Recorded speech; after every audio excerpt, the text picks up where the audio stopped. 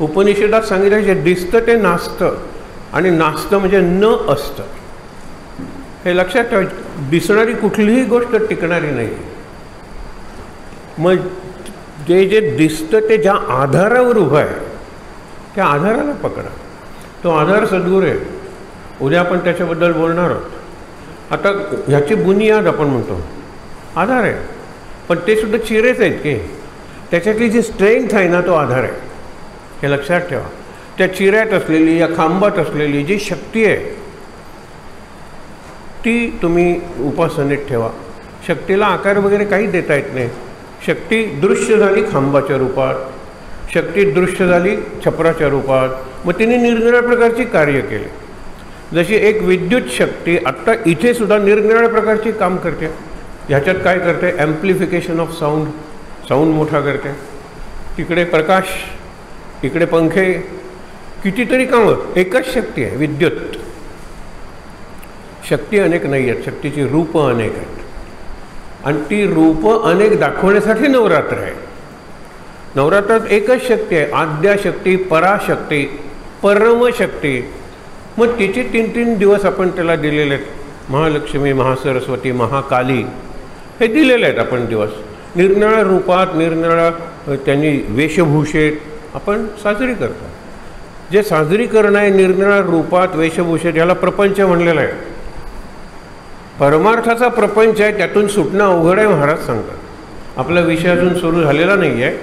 मी का तुम्हाला सांगतोय की आत्ताच तुमचं सगळं चित्त विचलित करून घ्या, नाही तर माझ्याकडे कोणी बघणारच नाही. तिकडे फोटो स्वच्छ करतायत, तिकडे हार घालतायत. आत्ता सगळं छान बघून घ्या आणि एकदा बघून झाल्यानंतर स्वतःला सांगा की आता मी लक्ष प्रवचनाकडे दे. Done deal. हल्ली तरुणांची भाषा फार निराळी झालेली आहे. आत्ता लिहित होतो, उद्या तुम्हाला ते वाचायला मिळेल. कसं होतं गुरुकुल, गुरुकुल्स आहे हल्ली. कूल कूल आहे सबकुल. आणि गोकुल गोकुल, तिथेही कूलच आहे. म्हणलं हे कूल नाही, हे कुळ आहे म्हणलं. आणि कुळ म्हणजे सगळा वंश आहे. तो कृष्णाचा सगळा वंश आहे. विष्णूपासून सुरू होत नाही, तो परब्रह्मापासून सुरू होतो वगैरे वगैरे. पण गुरुकुल, गोकुल हे जे शब्द आहेत त्या शब्दांची एक प्रतिमा नाही, संपूर्ण पुराण तयार झालेलं आहे भागवत नावाचं. म्हणून आपली जी भाषा आहे त्या भाषेचा जो अर्थ आहे तो अर्थ त्याच्यात ऋषींनी चिंतन करून भरलेला आहे. वाक्य नीट आहे का? आपली भाषा संस्कृत आहे. कृत म्हणजे केलेली. बाकीच्या भाषा निसर्गात इव्हॉल्व झालेल्या आहेत, उत्क्रांत झालेल्या आहेत. आणि म्हणून आपल्या प्रत्येक शब्दाला एवढा अर्थ आहे आणि ऋषींनी चिंतन करून करून करून करून त्यात तो भरलेला आहे. मग मी चिंतन करून करून करून तो अर्थ समजून घेतला पाहिजे. हे लक्षात घ्या.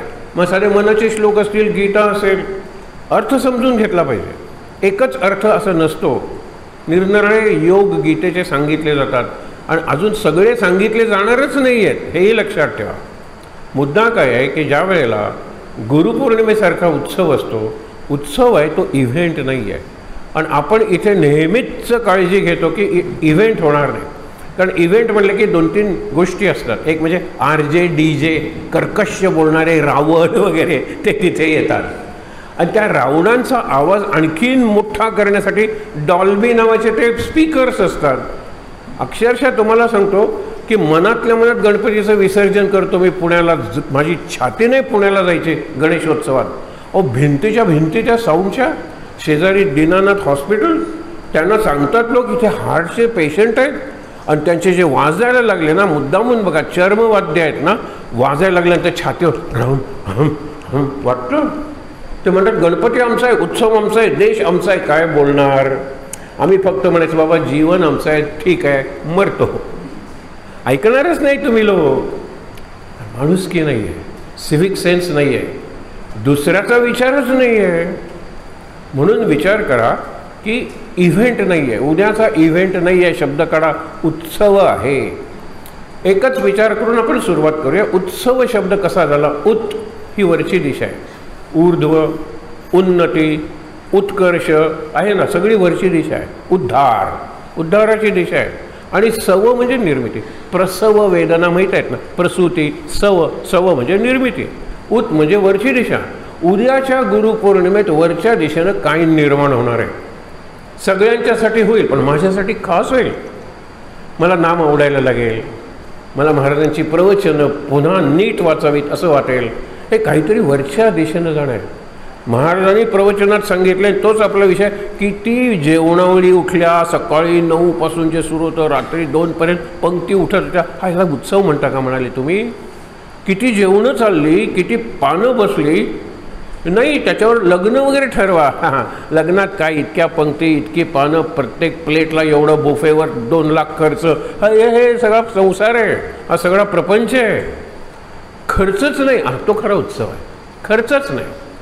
म्हणून उद्या माझ्या जीवनात गुरुपौर्णिमेच्या निमित्तानं गुरुच्या साक्षीनं काय मी वरच्या दिशेनं मला नेणारं निर्माण करणार आहे, मला इथे काय गवसणार आहे, सापडणार आहे, हा विषय आहे उद्याचा. आत्ता का सांगतो, आज रात्री विचार करा की मला इथून पुढच्या आयुष्यात कशाची गरज आहे. पैसा आहे पुरेसा, निवृत्ती घेतलेली आहे, म्हणजे आता रोज जाणं नाही आहे, वेळच वेळ आहे मला.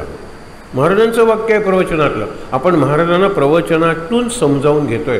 म्हणून मी परत परत प्रवचनाचा रेफरन्स देतोय.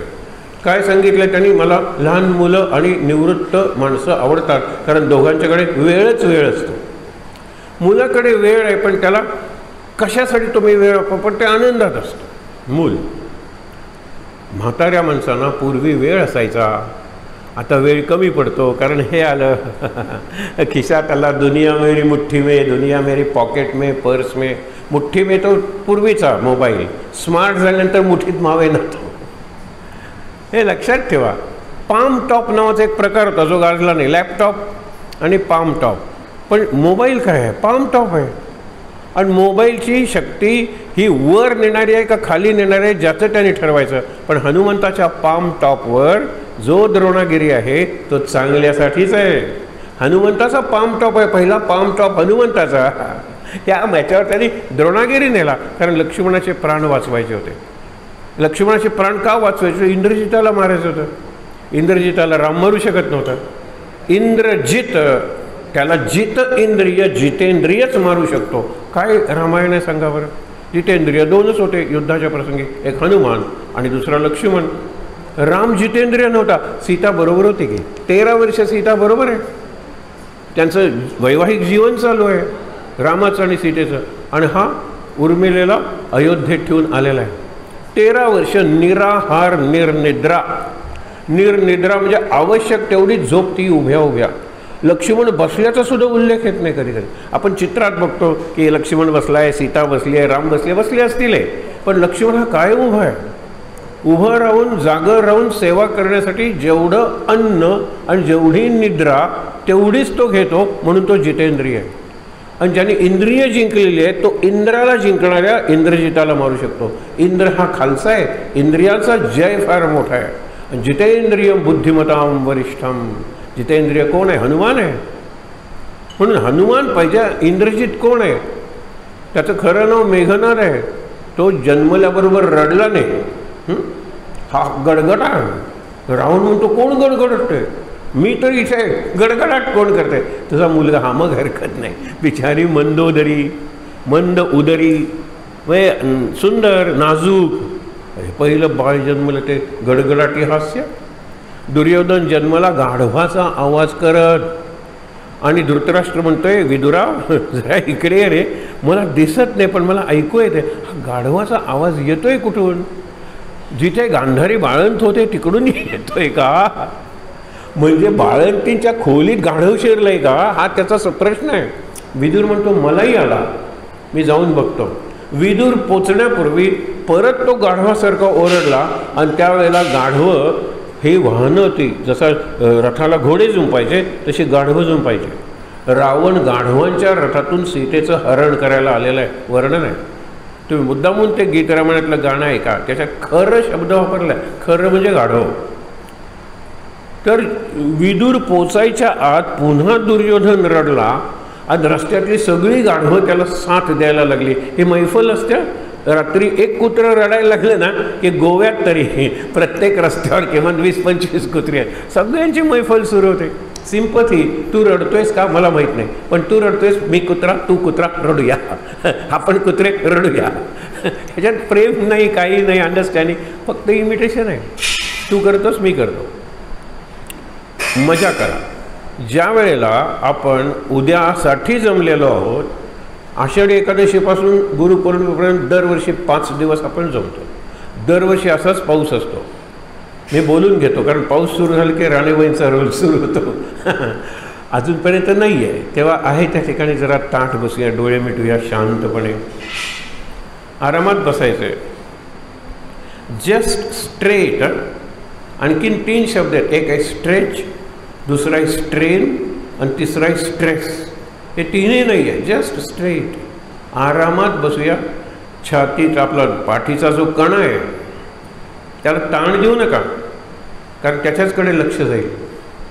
शांतपणे आरामात बसलेलो आहे.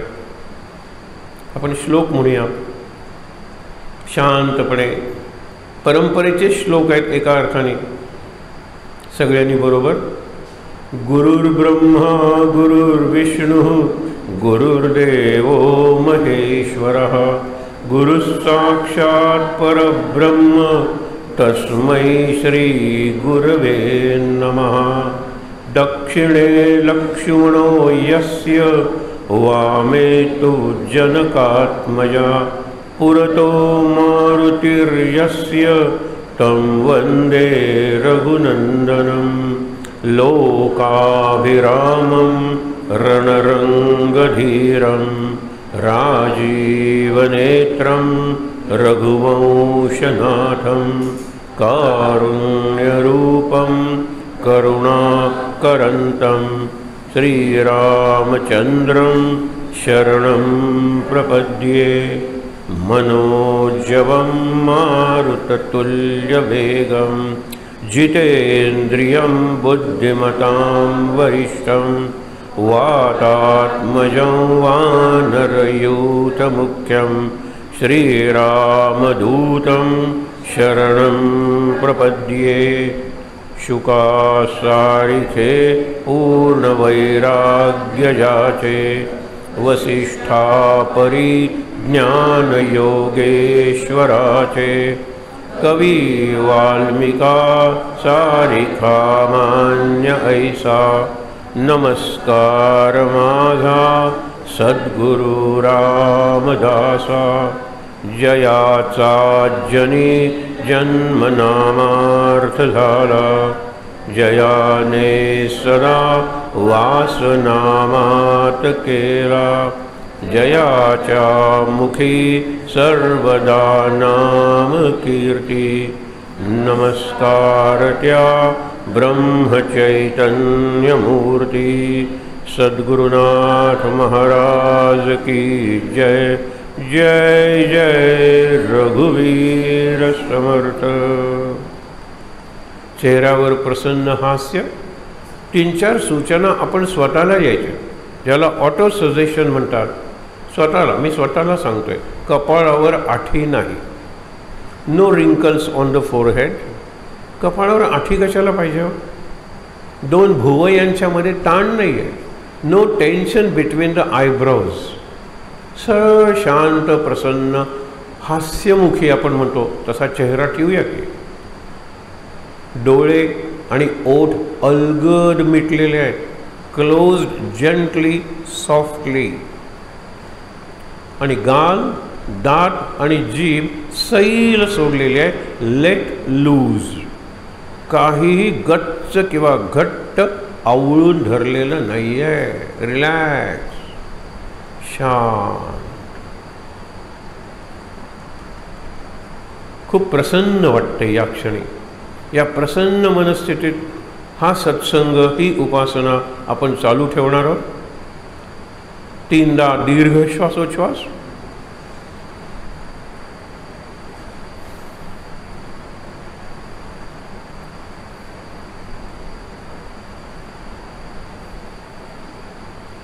हातावर हात चोळूया, रब युअर हँड्स. आणि ते हात चेहऱ्यावर, डोळ्यांवर चोळूया. Massage your face.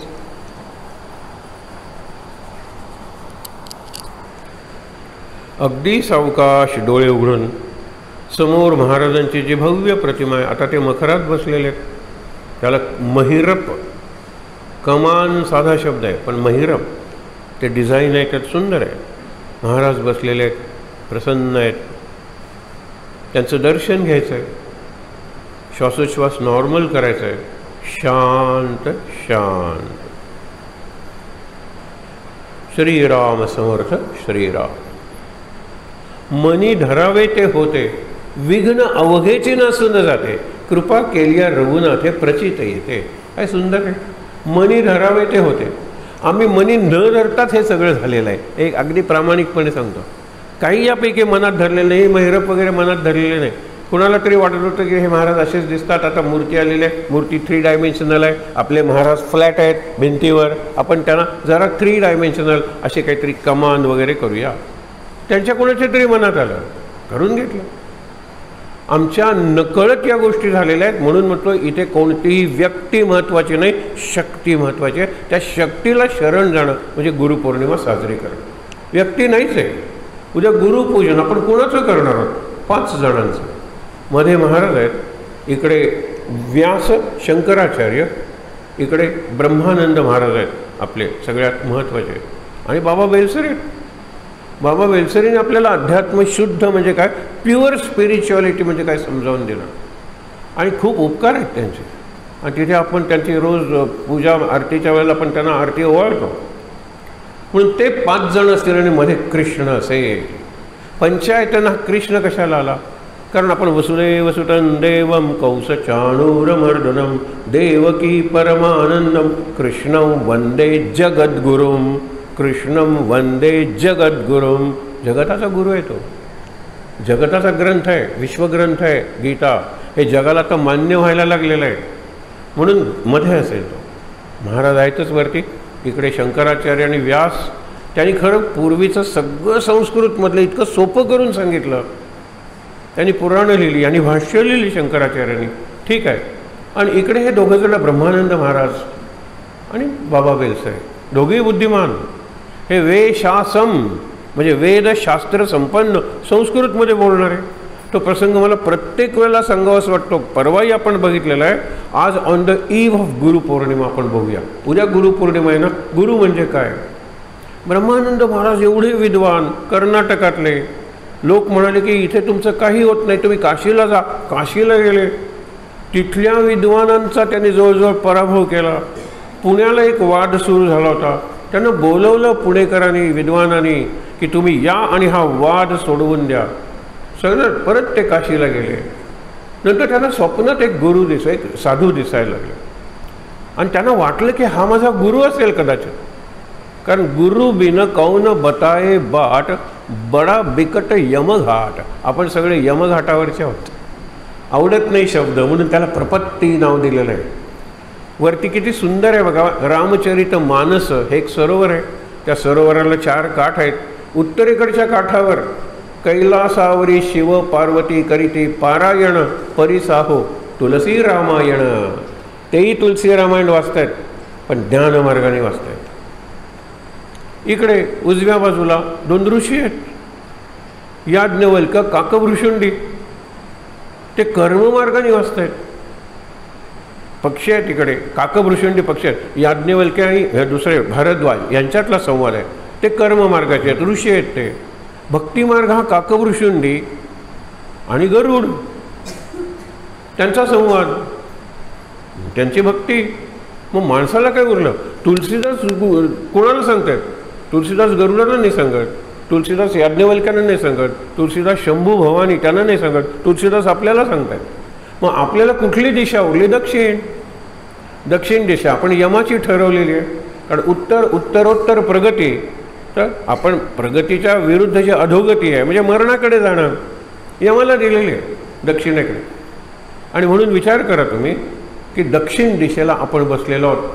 त्याला शरणागतीचा घाट म्हणलेला, प्रपत्ती घाट. सांगणाऱ्याचं आपलं दोघांचे आयुष्य संपत चाललेलं आहे. अशा वेळेला तुलसीदास म्हणतात की स्वांतच सुखाय तुलसी रघुनाथ गाथा. मी तुम्हाला रामाची गाथा म्हणजे चरित्र सांगतोय, हे स्वांतच सुखाय सांगतोय. मी ते आनंदात होतो. कोणीतरी ऐकलं, कोणीतरी म्हणलं लिहा म्हणून लिहितोय, तुम्हाला आवडलं तर तुम्ही घ्या. पण मी लिहिलंय स्वांतच सुख आहे, माझ्यासाठी लिहिलेलं आहे. आवडलं तर घ्या, जमलं तर वाचा, हीच लेखकाची भूमिका असली पाहिजे. सध्या आपण सुस्वगतम म्हणून लेखमाला सुरू केलेले आहे. 5वं आता 6वं येईल उद्या. सुस्वगतम त्यांना सांगितलंय, सुस्वागतम नाही. स्वागतम खूप आहे, या. स्वगत आहे हे. मी माझ्याशी केलेला हा आत्मसंवाद आहे. लोक म्हणाले की तुम्ही गेल्या श्रावणात लिहिलं होतं, यावेळेला काहीतरी लिहा म्हणून लिहिलेलं आहे. स्वांतच सुख आहे, तुम्ही वाचू नका. मला काहीच येत नाही, मी फक्त लिहितो, ज्यांना पाठवतो ते टाईप करतात, यांना पाठवतात, निरनिराळ्या ग्रुप्सवर तो जातो. फीडबॅक येतो लोकांचा, मग तो फीडबॅक आवश्यक असेल क्वालिटेटिव्ह तर मला सांगितला जातो, लिहा. मग मी रोज उद्या काय लिहिलेलं आहे, कारण आत्ता लेख तयार पाहिजे.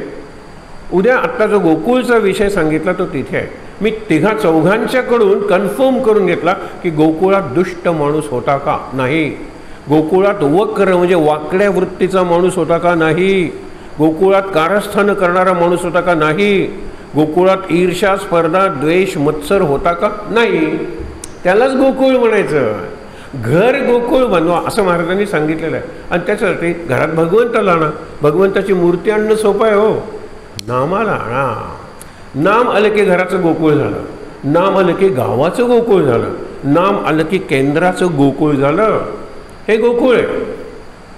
आणि शेवटी म्हणलं की तिघांना मी विचारलं, तिघांनीही सांगितलं प्रश्न खूप चांगला आहे. त्याला संदर्भ मी तुम्हाला सांगतो. आपण नेहमीच म्हणतो टेक्स्ट नुसतं पुरेसं नाही, कॉन्टेक्स्ट महत्त्वाचं आहे. कोणत्या प्रसंगी कोणता प्रसंग आहे, प्रसंग कळला ना की आपल्याला ते जास्त चांगलं कळतं. कितीतरी प्रसंग आहेत. एक गाणं आहे, कुमार गंधर्वनीच ते म्हणलेलं आहे, अनिलांची कविता आहे ती. अजूनी रुसूनी आहे, खुलता कळी खुळे ना, मिटले तसेच ओठके. पाकळी फुले ना, पाकळी फुलत नाही आहे, खुलत नाही आहेत, ओठ उघडत नाही आहेत, रागवली माझ्यावर, अजूनही रुसूनी आहे. हे कुठल्याही प्रियकरांनी कुठल्याही प्रेयसीला म्हणलेलं गाणं. का अबोला, ऐक ना तसली गाणी, तुम्ही का माझ्याशी अबोला धरलेला आहे. इथे तो म्हणतो. ठीक आहे, आम्ही सांगितल्या कविता. कॉन्टेक्स्ट काय, हे गेले होते कार्यक्रमासाठी बाहेर, आल्यानंतर घरासमोर गर्दी आणि बघितलं तर कुसुमावती देशपांडे त्यांच्या पत्नी मेलेल्या. त्यावेळेला ते म्हणतात अजूनही रुसूनी आहे. मी गेल्यावर का जाता इतके दिवस, म्हणून आल्यानंतर एक दिवस अबोला असतो तुझा, पण अजूनही रुसूनी आहे, खुलता कली कुळता मिटले तसेच ओठके. कॉन्टेक्स्ट कळला मला. आता ते कविताच निराळी झाली, कवितेचं शोकगीत झालं. एलेजी म्हणतात त्याला, म्हणजे दुःख आहे त्याच्यात. आता मला ती कविता निराळ्या पातळीवर समजायला लागली. मी तिचं रसग्रहण, ज्याला ॲप्रिसिएशन म्हणतो, जास्त चांगलं करायला लागलो. Context is important. हा का माझ्या मनात विचार आला, प्रसंग बघा बरं. ह्याला आपण व्हॅल्यू एज्युकेशन म्हणतो. आपल्या पुराणातला कुठलाही प्रसंग संस्काराने भरलेला आहे. व्हॅल्यू म्हणजे संस्कार, संस्कारांचं शिक्षण. जातात मथुरेला, पहिल्यांदाच गोकुळातून वृंदावनातून आलेले आहेत. गोकुळात वृंदावनात वाहन काय तर बैलगाड्या, लोकांचे कपडे काय ते टाकलेले आहे तिथे, यांनी मडकी घेऊन विकायला निघालेले आहेत. हे सगळं वातावरण. मथुरा म्हणजे कंसाची राजधानी. तिथे आल्यानंतर दादा, दादा म्हणजे बलराम, ताऊ बलराम, दादा काय रे दुकानं, हे काय रंगीबेरंगी कपडे, यांचे कपडे म्हणजे पुढं खुडक्यापर्यंत. गोकुळात आणि काय असणार आहे, जास्तीत जास्त मोहराचं पीस. ही फळं केवढी आहेत, ही मिठाई केवढी आहे, म्हणजे बघत बघत बघत निघालेले आहे. पुढचं सगळं सांगत नाही, पण एक प्रसंग, एक अशी कुबडी चाललेली आहे, कुब्जा आपण म्हणतो ती. कृष्ण हसतो. बलराम त्याला सांगतो असं हसायचं नसतं, लोकांचे दोष पाहून, लोकांचं व्यंग पाहून हसायचं नसतं. पण मग ती अशी का चाललेली आहे, विचारूया तिला. त्यांना कुबडी माहीत नाही. गोकुळात कुबडी व्यक्तीच नाही आहे. हे कुबड हे प्रतीक आहे. तुम्ही म्हणणार नाही पाठीला आलेलं नाही, मनाला आलेलं कुबड आहे, मनाला आलेलं कुबड आहे. आणि इंग्लिशमध्ये म्हणच आहे की कुबड्याचं कुबड कुठे जातं, थडग्यात जातं. एरवी कुबड आहे, पण जुई खाडं झाली सुटी सुटी की कुबड कुठे उरलं, थडग्यात जातं.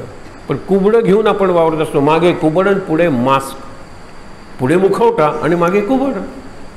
हे लक्षात घ्या, हे स्वभावाचं प्रतीक आहे. गोकुळात सगळेजण इतके सज्जन आहेत, इतके जण निरागस आहेत, खरंच इतकं प्रेम करतात एकमेकावर की तिथे कुबडी व्यक्ती नाही आहे, दोघांनी बघितलेले नाही आहे, जातात त्यांच्याकडे. इथे कृष्ण आहे. कृष्ण म्हणतो की काही नाही, ते एवढा मोठा असा त्याला कडी आहे आणि ते धरलेला मोठा टोप आहे. ते म्हणाली गंध आहे. बापरे, एवढं गंध!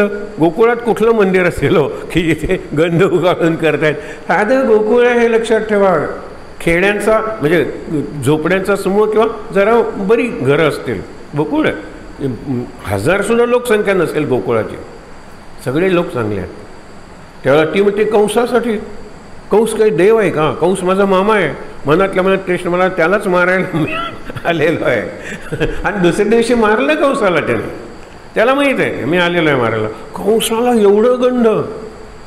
गरमीचे दिवस आहेत आणि गंध म्हणजे काय? शांत, थंड, सुगंधी. गंध शांत बनवतं, गंध सुगंधी असतं आणि गंध थंड असतं. म्हणून ज्ञानेश्वर ज्या वेळेला म्हणतात, दादा मला परवानगी दे रे समाधी घ्यायची, मला आता राहवत नाही आहे. चंदनाची चोळी माझे अंग अंग जाळी. चंदनाचा लेप जरी दिला तरी मला थंड न वाटता जास्त दाह होते, जळतोय मी जास्त. परवानगी दे, मला परवानगी दे. मग काही दिवसांनी म्हणतो, अरे बघ आता जगणंच शक्य नाही, मला पहिलं तो गे काऊ कोकत आहे, शकून गे माये सांगत आहे, उड उड रे काऊ. ते आहे ना, अगं शकून आहे, दिवस ठरला आहे, तू नाही म्हणू नकोस रे. त्याला काय झालं असेल कल्पना करा. ज्ञानेश्वरांचं वय 16, निवृत्तीनाथांचं 18, 21, यावेळेला निवृत्तीनाथांचं 23. या 21 वर्षाच्या आपल्या धाकट्या भावाला, की जो आपल्यापेक्षा कितीतरी तेजस्वी आहे, लोकांच्या दृष्टीने जो साक्षात कृष्ण आहे गीता सांगणारा, आणि त्याला आपण हाताला धरून न्यायचं आणि अक्षरशः हजारो लोकांच्या साक्षीनं जी बांधलेली आहे खोली त्याच्यात उतरवायचं आणि वरून शिळा ठेवायची. भाऊ जिवंत आहे आणि वरून शिळा ठेवली की आता कोणी ते शिळा म्हणजे मोठा पाषाण फातर उघडायचं नाही. भाऊ जिवंत आहे, काही दिवसांनी मरेल, काही करेल, संजीवन समाधी आहे. शेवटी त्याला घेऊन गेलेले. ह्या काव्य प्रकाराला विराणी म्हणतात. विराणी म्हणजे विरहिणी. विरहिणी म्हणजे आता मला विरह सहन होत नाही, मला आता जिथून मी आलो तिथे परत जायचं आहे, माझ्या माहेरी. हे सासर आहे, आपण सगळे सासरी आहोत. इथे आल्यानंतर माहेर आहे. हे पुरुषांचं सुद्धा माहेर आहे. उद्या 5 दिवसांनी जाताना पुरुषांच्याही डोळ्यात न दिसणारं पाणी असतं, डोळे पाणवतात, वांतेहून पाय निघत नाही, जावत नाही. आम्ही नेहमीच सांगतो की मी 4 वाजता घरी ना, त्यावेळेला घरची माणसं म्हणायची 6 पर्यंत काही येत नाही, वांतेहून 2ला निघून 3ला निघून 4ला पोचणार आहोत, नाहीच पाय निघत इथून. हे माहेर आहे, बाकी सगळं सासर आहे. मला माहेरी जायचं आहे.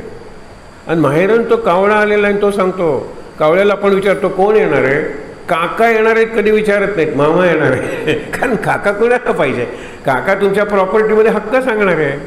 काकानी दुसरी चूल बांधली, तो चुलता झाला, स्वतंत्र बनला, हक्कासाठी भांडला. मामा नाही, मामा कर्तव्य आहे. चंद्राला मामा म्हणतात, सूर्याला काका म्हणत नाहीत, पण काकासारखा सूर्य तापदायक असतो. चंद्र नाही, मामा, चांदो मामा.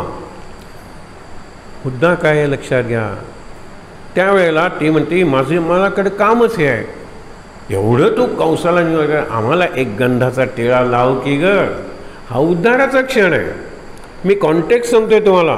मनात हा विचार का आला की गोकुळात कोणी दुष्ट माणूस नाही आहे. मी ह्याला विचारलं, पुण्याला विचारलं, मुंबईला विचारलं, औरंगाबादला विचारलं. हे मोबाईलने हे बरं झालेलं आहे. आणि शेवटी गुगल, ChatGPT बसले तिथे. त्यांनी सांगितलं कन्फर्म. मला ह्या ChatGPT वगैरेचं कमाल वाटते. ते काहीच नाही आहे हो, तो प्लॅटफॉर्म आहे आणि ते सर्च इंजिन आहे गुगल. म्हणजे ते काही नाही, माणूस वगैरे नाही आहे गुगल. त्याला प्रश्न विचारला की गोकुळात दुष्ट व्यक्ती होती का. त्या साहेबांनी उत्तर दिलं. साहेबांनी उत्तर दिलं, नव्हती. दुष्ट नव्हती, वाईट विचार करणारी नव्हती, प्लॉटिंग, कॉन्स्पिरसी, कारस्थान करणारी नव्हती. फक्त कृष्णाच्या डिव्हिनिटीबद्दल डाऊट घेणारी काही माणसं होती. डाऊट तर सगळ्यांनाच होता. हो, तो उखळामधून झाड नेतोय, 2 झाडं पडत आहेत, कृष्णावर झाड पडले, मेला मेला मेला कृष्ण, आणि ती छाती बडवत येते यशोदा. बघितलं तर कृष्णाला काही झालेलं नाही. हे सगळ्या असुरांना कृष्णाने मारलं, त्यावेळेला सगळ्यांना वाटलेलं आहे आणि कृष्णाची दृष्ट काढलेली आहे. कृष्णाला गोमूत्राने स्नान घातलेलं आहे, शेण सारवलेलं असेल, कारण दृष्टी लागते तुला हा कोण एवढा आहे. पूतनेला मारलं त्यावेळेला काही महिन्यांचा होता. पूतना त्याला दूध पाजते त्यावेळेला तिचंच दुधातलं विष तिलाच चावा घेऊन तिच्या रक्तात पसरवतो. ती ज्यावेळेला मरते, येते त्यावेळेला सुंदर असते, मरते त्यावेळेला राक्षसी असते. त्यावेळेला तिच्या छातीवर अंगठा आपला पायाचा आपल्याच तोंडात घेऊन अत्यंत आनंदात कृष्ण कन्हैया. बघा, हे सगळेजण म्हणतात हे काय भयंकर आहे, वाचला कृष्ण. मग आपली गावातला देव आहे ना, त्या ग्रामदेवतेला चला आपण मागणं करूया, सांगणं करूया. कृष्णावर किती संकट येतात. म्हणजे कृष्णाचं स्वरूप माहीत नसलेली मंडळी याच्यात होती गोकुळात. कृष्णाचं सामर्थ्य माहीत नसलेली मंडळी गोकुळात होती. कृष्णाचं दिव्यत्व, डिव्हिनिटी हा शब्द तिथे वापरलेला, दिव्यत्व माहीत नसलेली मंडळी गोकुळात होती. ते डाऊट घेत होते, पण त्यांनी कृष्णाला कृष्णाने सगळ्यांनी प्रेम केलं. त्यांच्या मनात कटुता नव्हती. हे एवढंसं पोर कसं करते. आणि गोवर्धन उचलल्याबरोबर ते म्हणाले काहीतरी निराळच आहे. गोवर्धन उचलून गोकुळातल्या सगळ्या जनावरांना ह्यानं त्यांनी गोवर्धन पर्वताखाली आणलं. केवढा चमत्कार आहे हा, बघा तुम्ही. आणि म्हणून गोकुळात एकही दुष्ट व्यक्ती नाही. गोकुळ म्हणजे सरळ मनाचं स्थान. आपण हे बनवूया ना, आपलं घर गोकुळ बनवूया. It is never too late. आता इथून पुढे बनवूया गोकुळ. आणि तुम्हाला तो गोकुळ बनायचं असेल तर पहिल्यांदा तुम्ही गोठ्यात राहायला शिका. कारण माझ्यामुळे कुटुंबात प्रॉब्लेम निर्माण होतात. गोठ्यात म्हणजे कुठं राहायचं, व्हरांड्यात किंवा आउट हाऊसमध्ये. बघा, राहून बघा. महाराजांनी सांगितले 50व्या वर्षी झाडाखाली राहिल्यासारखं करा, 60व्या वाढदिवशी पाहुण्यांसारखं राहा, आणि 70व्या वाढदिवशी प्रेतासारखं घरात राहा. 3 वाढदिवस महाराजांनी सांगितले. आणि 70च्या पुढे काही त्यावेळेला आयुष्य जाणं लोकांचं नव्हतं. 50व्या वाढदिवशी काय, चला आता वनाकडे, 51, 52 वन आहे ना त्याच्यात, चला वनाकडे. नाही जा, वनाकडे जातो. सॅटर्डे संडेला सुट्टी आली ना की वनाकडे जातो. मला एक जण म्हणतो, सर उद्या सुट्टी आली हो, वांटेला यायचं होतं, पण शनिवार रविवार सुट्टी आली, मग आम्ही अंबोलीला जायचं ठरवलं आहे. म्हणलं अंबोली जा, दांडेली जा, शिवोलीला येऊ नका, कारण ती गोव्यातली आहे, मजा आहे. म्हणलं वन, वांटेला वन आहे की नाही. लोकांना काय असतं माहिती ना, वांटेला आई वडील येतात, ती मुलगी का नाही आली असं, रविवारी कशी येते असं सांगतात मडगावला. रविवारी त्यांचं खाणं निराळं असतं ना. आणि आमचा शिवराक, रविवारी शिवराक खाणं म्हणजे 7 पिढ्यांना नरकात घालण्यासारखं आहे. रविवारी चमचमीत खाऊया, मासे काय, हे काय, ते काय, 7 पिढ्यांचा उद्धार. येत नाहीत मुलं, ही कारण आहेत. पूर्णपणे देहबुद्धी आहे. गोकुळात असं नाही आहे. गोकुळात कृष्णाने तर डिव्हाइन फूड बनवलं, दूध, पोहे. बघा, फोडणीसुद्धा नाही. आपण कृष्णाचे पोहे करतो ते फोडणीचे करायचे म्हणून करतो, नाही तर दूध पोहे, दही पोहे, बघा गुळ पोहे, असेच पोहे असतात. ते मोठी क्रांती आहारात घडवली. रामसुद्धा जनावरांचं मांस मारून खात होता. क्षत्रिय आहेत ते, क्षत्रियांनी केलं पाहिजे, त्यात काही फार घात नाही आहे, चूक नाही आहे त्याच्यात फार. कृष्णाने नाही, कृष्ण क्षत्रिय आहे, यादव नाही. आयुष्यात कधी नाही कुठल्या प्राण्याला मारून खाल्लेलं नाही आहे.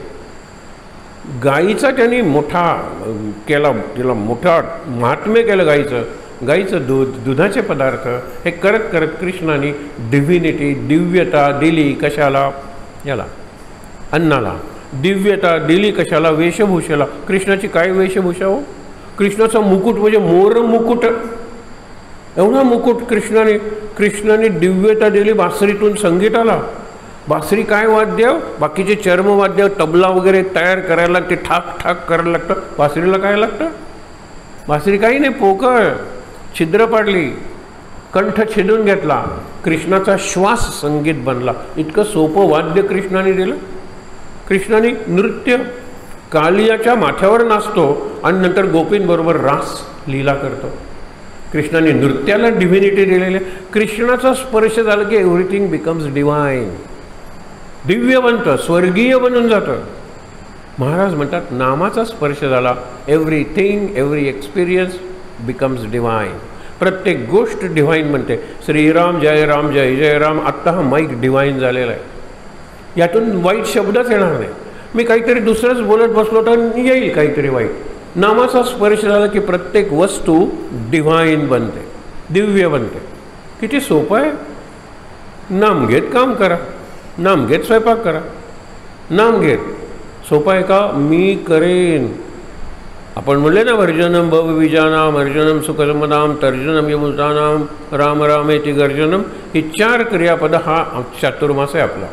काही नवीन मंडळी आहेत त्यांनी लक्षात ठेवा, पहिला महिना आहे भर्जनम भवबीजानाम। हा विषय खूप मोठा आहे, परवा मांडला होता, पुन्हा शनिवार रविवारी मांडू। प्रत्येक कर्म मी भाजून टाकेन। भट्टी कोणाची? नामाची। नामाच्या भट्टीत प्रत्येक गोष्ट तुम्हाला सांगतो, आपण गेल्यानंतर पंढरपूरला लाह्या देतात, मके देत नाहीत। कोल्हापूरला गेल्यानंतर चणे फुटाणे देतात, हरभरे देत नाहीत। दुसरीकडे गेल्यानंतर चिरमुरे पोहे देतात, तांदूळ देत नाहीत। कारण तांदूळ म्हणजे ते साळ रोवली की पुन्हा पीक आलं ना, पुन्हा संसार सुरू झाला। मका पेरला ते मक्याचं रूप, कणसं, मग पक्षी यायला नकोत वगैरे सगळ्या कटकटी सुरू झाल्या। मका फुलवा नामाच्या भट्टीत, मक्याची लाही झाली, वा लाही पुरली, लाहीने काही पण नवीन रोप येत नाही। हा त्या सगळ्याचा संकेत आहे। कुठे बुक्का लावतात, कुठे विभूती लावतात, कुठे अंगार लावतात, कुठे कुंकू लावतात, हे सगळी माती आहे की हो, ही सगळी माती आहे। डोक्याला लावा, शेवटी मातीच व्हायचं आहे। मातीत होतात, मातीत आहात, मातीत जाणार आहात। त्या मातीचं प्रतीक म्हणजे मातेचं प्रतीक आहे। जसं हर आणि हरी याच्यात वेलांटीचा फरक आहे, तसं माता आणि माती याच्यात वेलांटीचा फरक आहे फक्त। आपण मातीला वाटेल तसं वापरतो, मग आईला काय, माता कशी वृद्धाश्रमातच जाणार आहे। माती दिसते का कुठे? कुठल्याही शहरात टेरेसवरून जाऊन बघा, सगळं कॉन्क्रिटायझेशन आणि हे हॉट मिक्स। पाणी जाईल कुठे? 3 तास पाऊस पडला, रस्त्यात पाणी आलं, रस्त्यात येणारच आहे पाणी। आपल्या बागेतली मातीसुद्धा आपण ते कॉन्क्रीट वगैरे घालून करतो आणि काय करतो? कुंड्या आणतो, पॉट्स। गार्डन तर करायला पाहिजे, पण माती तर नको आहे। माती नाही, माता नाही, मातेर झालेलं आहे आपल्या जीवनाचं, लक्षात ठेवा। मातेर। आणि कुणी केलेलं? मी केलेलं, आणि मी एक्सपर्ट आहे मातेरे करण्यात। मला तुम्ही रेशमी शाल द्या, बघा मातेर दाखवतो की नाही ते। बुद्धीच त्याच्यासाठी वापरतो की नाही? बुद्धी मी चिखल निर्माण करण्यासाठी वापरतो, दुःख निर्माण करण्यासाठी वापरतो, पश्चात्ताप होईल अशा कृती करण्यासाठी वापरतो।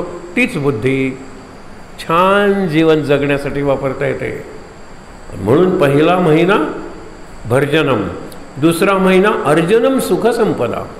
पैसा नाही आहे, पैशाला संस्कृतमध्ये शब्द नाही, विचार करून बघा। तुम्हाला कोणी सांगितलं तर सांगा, हे अर्थ, श्री, संपदा, समृद्धी, हे सगळ्याचे अर्थ निराळे आहेत। पैशाला शब्दच नाही आहे, पैसेवाल्याला महत्त्वच नाही आहे। आम्ही इथे बसलोय महाराजांची सेवा करायला पैसेवाले म्हणून, सत्ताधीश म्हणून। आम्ही कुणाला नोकरी देणार आहोत?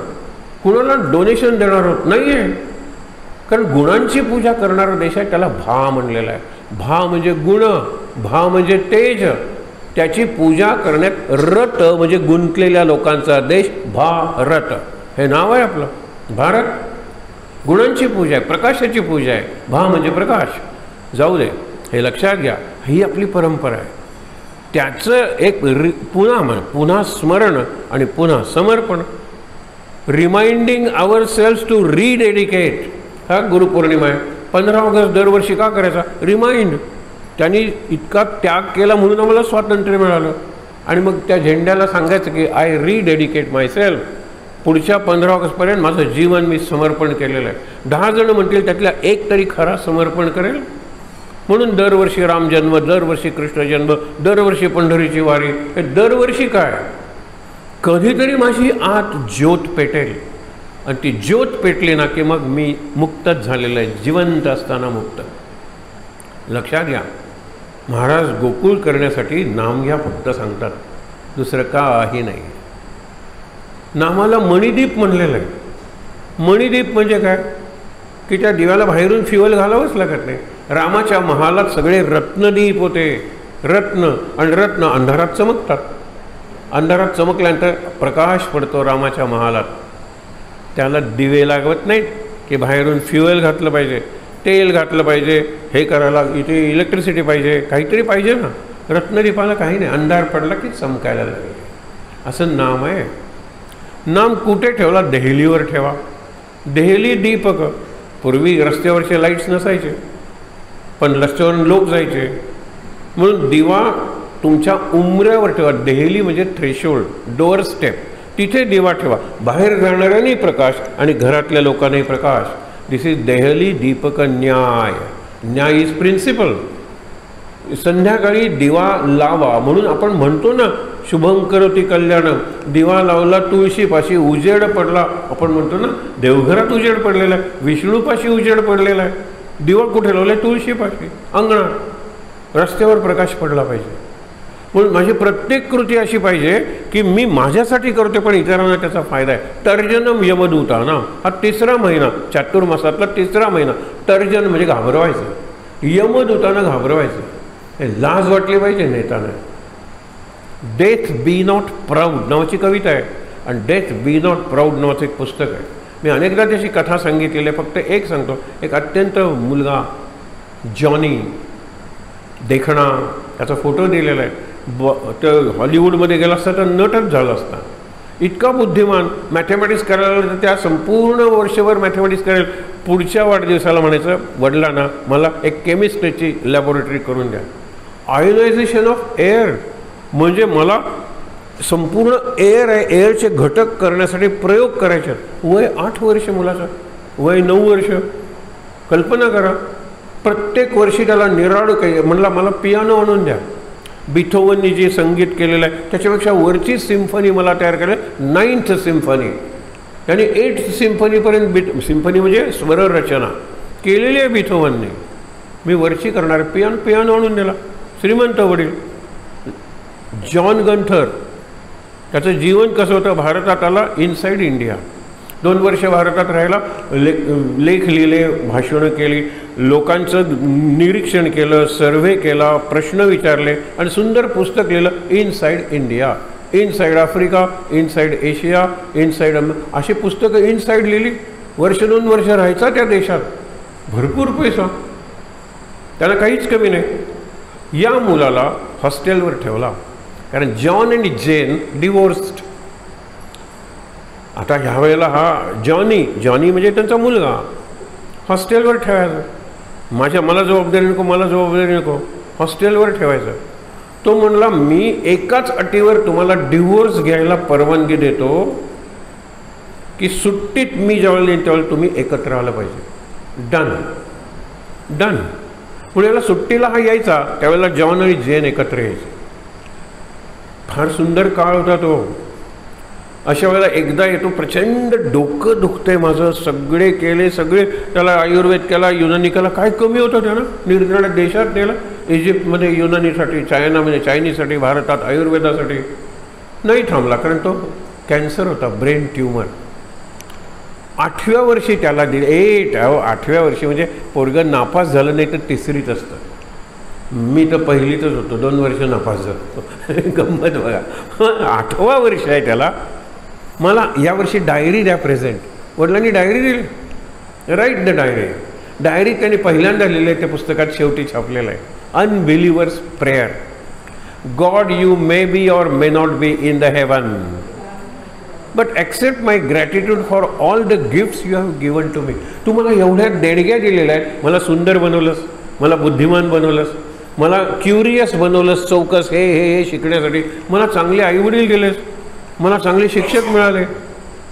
तू आहेस हे मी मानत नाही. असशील तर माझी कृतज्ञता, ग्रॅटिट्यूड. एक लक्षात ठेव, I shall fight a good fight. हे कशाला कवितेची शेवटची लाईन पाहिजे? देवाला तो धन्यवाद देतोय, तुम्हाला भरपूर काहीतरी दिलेलं आहे, धन्यवाद. बट रिमेंबर, पण लक्षात ठेव, I shall fight a good fight. कुठेतरी त्याला आत कळत होतं की असा काहीतरी आपल्याला इनक्युरेबल कॅन्सर होणार आहे, ब्रेन ट्यूमर, आणि त्याच्यात आपण फार जगणार नाही. तो 16-17व्या वर्षी गेला. त्यावेळेपर्यंत जे डॉक्टर त्याला ट्रीट करत होते त्यांनी लिहिलेले आहेत त्यांच्या रिॲक्शन्स म्हणजे प्रतिक्रिया. म्हणजे we doctors never believe in spirit. आत्मा वगैरे हा आमचा विषय नाही, we deal with the body. पण ह्या मुलाला बघितल्यानंतर I as a doctor feel that there must be something called spirit. असलं पाहिजे या मुलाच्याकडे. हो काय त्याचे सगळी गोष्ट सांगायला गेलं तर वेळ पुरणार नाही. पण एक सांगतो, शांता शेळके ह्या कवयित्री, कवी करणार, कविता करणाऱ्या, गाणी लिहिणाऱ्या, त्यांनी या पुस्तकाचं मराठीत भाषांतर केलेलं आहे. इतकं सुंदर पुस्तक आहे. हे सगळं सांगण्याचं कारण काय की त्याला ज्यावेळेला ब्रेन ट्यूमर होतो त्यावेळेला आई वडिलांना डॉक्टर म्हणतात की डोम आहे, शिकवतात ना मुलांना सर्जरी कशी करायची. मग मुलं सगळी वर असतात, काच आहे आणि काचेतून खाली बघतात, खाली ऑपरेशन चालू आहे. तुम्हाला तुमच्या मुलाचं ऑपरेशन बघायचं आहे का? बघा, उद्या आपण सांगणार आहोत महाराज मी काहीच नाही आहे, सगळं तुम्हीच आहात. हे रिअलाईज व्हायला पाहिजे गुरुपौर्णिमेला. मी काही करत नाही म्हणजे मी काही करूच शकणार नाही तुमच्याशिवाय. माझा श्वास तुम्ही चालवता म्हणून श्वास तुम्हाला अर्पण, आणि श्वास अर्पण करण्याची क्रिया नाम, श्वासावर नाम जपा श्वासोच्छ्वास. उद्या सकाळी म्हणणार काकड आरतीला. उद्या म्हणताना जरा जाणीवपूर्वक म्हणूया, लक्ष देऊन म्हणूया, नाम जपा श्वासोच्छ्वास, नाम जपा श्वासोच्छ्वास, अहो मंदिरवासी जन. हे काय गाणं आहे का? नाही आहे, कमिटमेंट आहे, वचन द्यायचं आहे महाराजांना. नाम, श्वासाश्वासावर नाम. काय चमत्कार घडतं ते बघा. तर इथे ते सगळं वडील म्हणतात मी बघणार, आई म्हणते नाही नाही, माझ्या मुलाचं डोकं तुम्ही फोडणार. आणि त्यावेळेला काही लेझर वगैरे काही नव्हतं, टॅग सुतारकाम. ती पटाशी आणली, तीही आणली, करवत आणली, सगळं. त्यांनी काय सांगितलं, doctor you describe my operation. मला भूल, बिफोर यू गिव्ह मी अनस्थेशिया सांगा माझं ऑपरेशन काय आहे. नाही म्हणाले डॉक्टर तू लहान आहेस रे, तुला काय सांगायचे, उगीच घाबरून जातील. ओके तुम्ही सर्जरी करा, मी तुम्हाला तुम्ही काय केलं ते सांगतो. कसं सांगणार, तुला भूल दिलेली आहे, असू दे, यही तो तुम्हारी भूल आहे. मला कोण, हे लक्षात ठेवा, माझ्या शरीराला भूल देणारा, माझ्या शरीराला कॅन्सर झालेला आहे, मला नाही कॅन्सर झालेला. ज्यावेळेला तो जातो ना त्या गाडीतून, टॅक्सी बोलवावी लागते, त्या गाडीतून त्याला ॲडमिट करायला देतात. त्यावेळेला गेल्या sister please give me a pen and paper. कशासाठी, आय विल टेल यू. गाडीचा त्याने नंबर टॅक्सीचा लिहून घेतला. आता ह्याला भूल दिलेली आहे, बेशुद्ध केलेलं आहे, ऑपरेशन झालेलं आहे.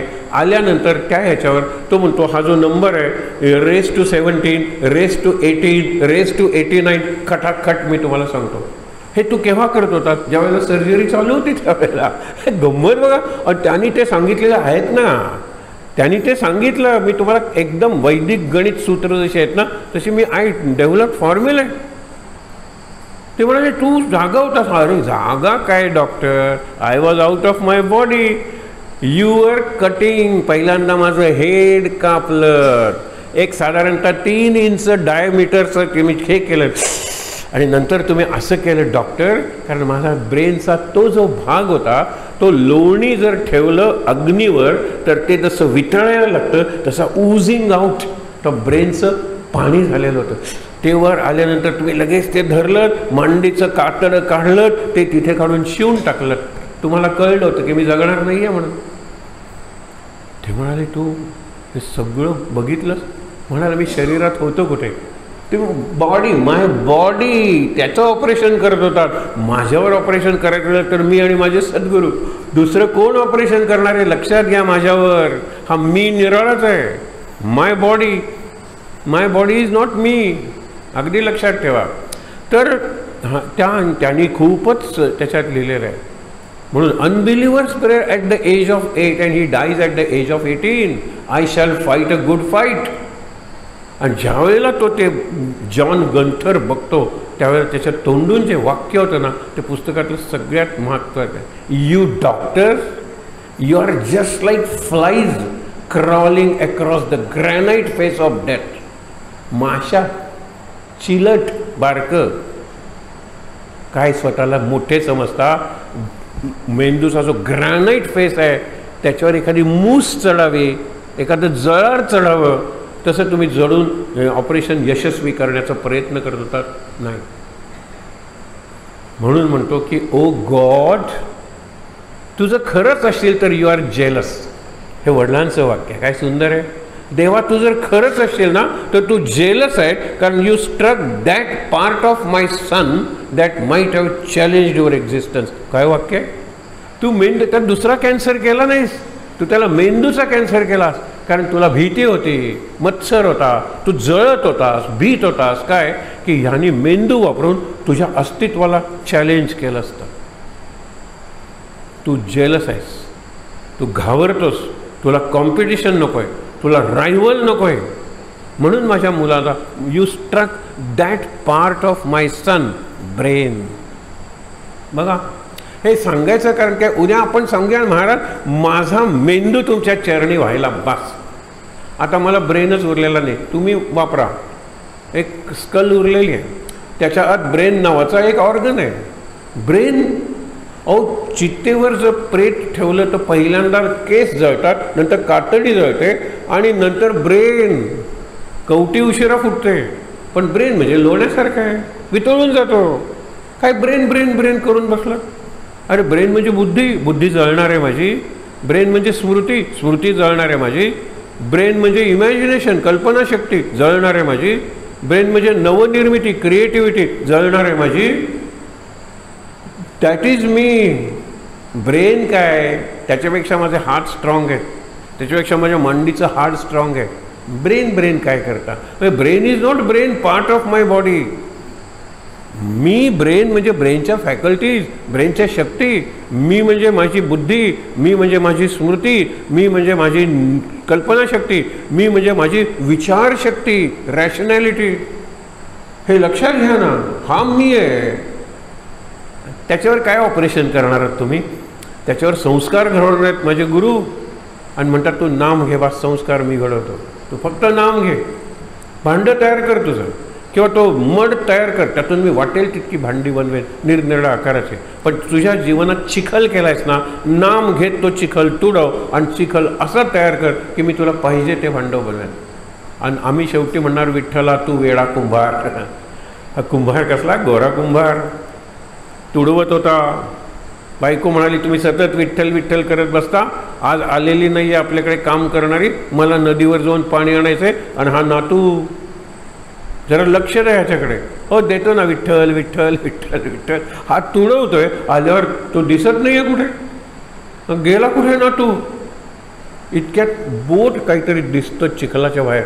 ते म्हणाले नातवाला मारलं तुम्ही, तो चिखलात गेला. हा नातवाला तुडवत राहिला विठ्ठल विठ्ठल. अरे देह भावनाच नाही तर माझ्या मुलाचा मुलगा, माझ्या मुलाच्या देहातून जन्मलेला मुलगा. लक्षात कसं राहील, देह बॉडी कॉन्शियसनेस नाही आहे. उद्या सांगूया महाराजांना काही क्षण तरी माझ्या जीवनात आणा बॉडी कॉन्शियस मी नसेल. आम्ही प्रार्थना महाराज आज एक तरी नवीन विचार, एक तरी फ्लॅश आला पाहिजे. आणि नंतर हे करताना रिकॅपिच्युलेट करताना किंवा इथे तर रेकॉर्ड केलेलं असतं, तो विचार दिसतो. आत्तापर्यंत सांगितलेलं नाही आहे, आत्तापर्यंत या शब्दात सांगितलेलं नाही आहे, दिसतो. प्रार्थना करा महाराजांना. तेच तेच तेच तेच नाही, बरंचसं तेच तेच सांगावं लागेल, नवीन काहीतरी.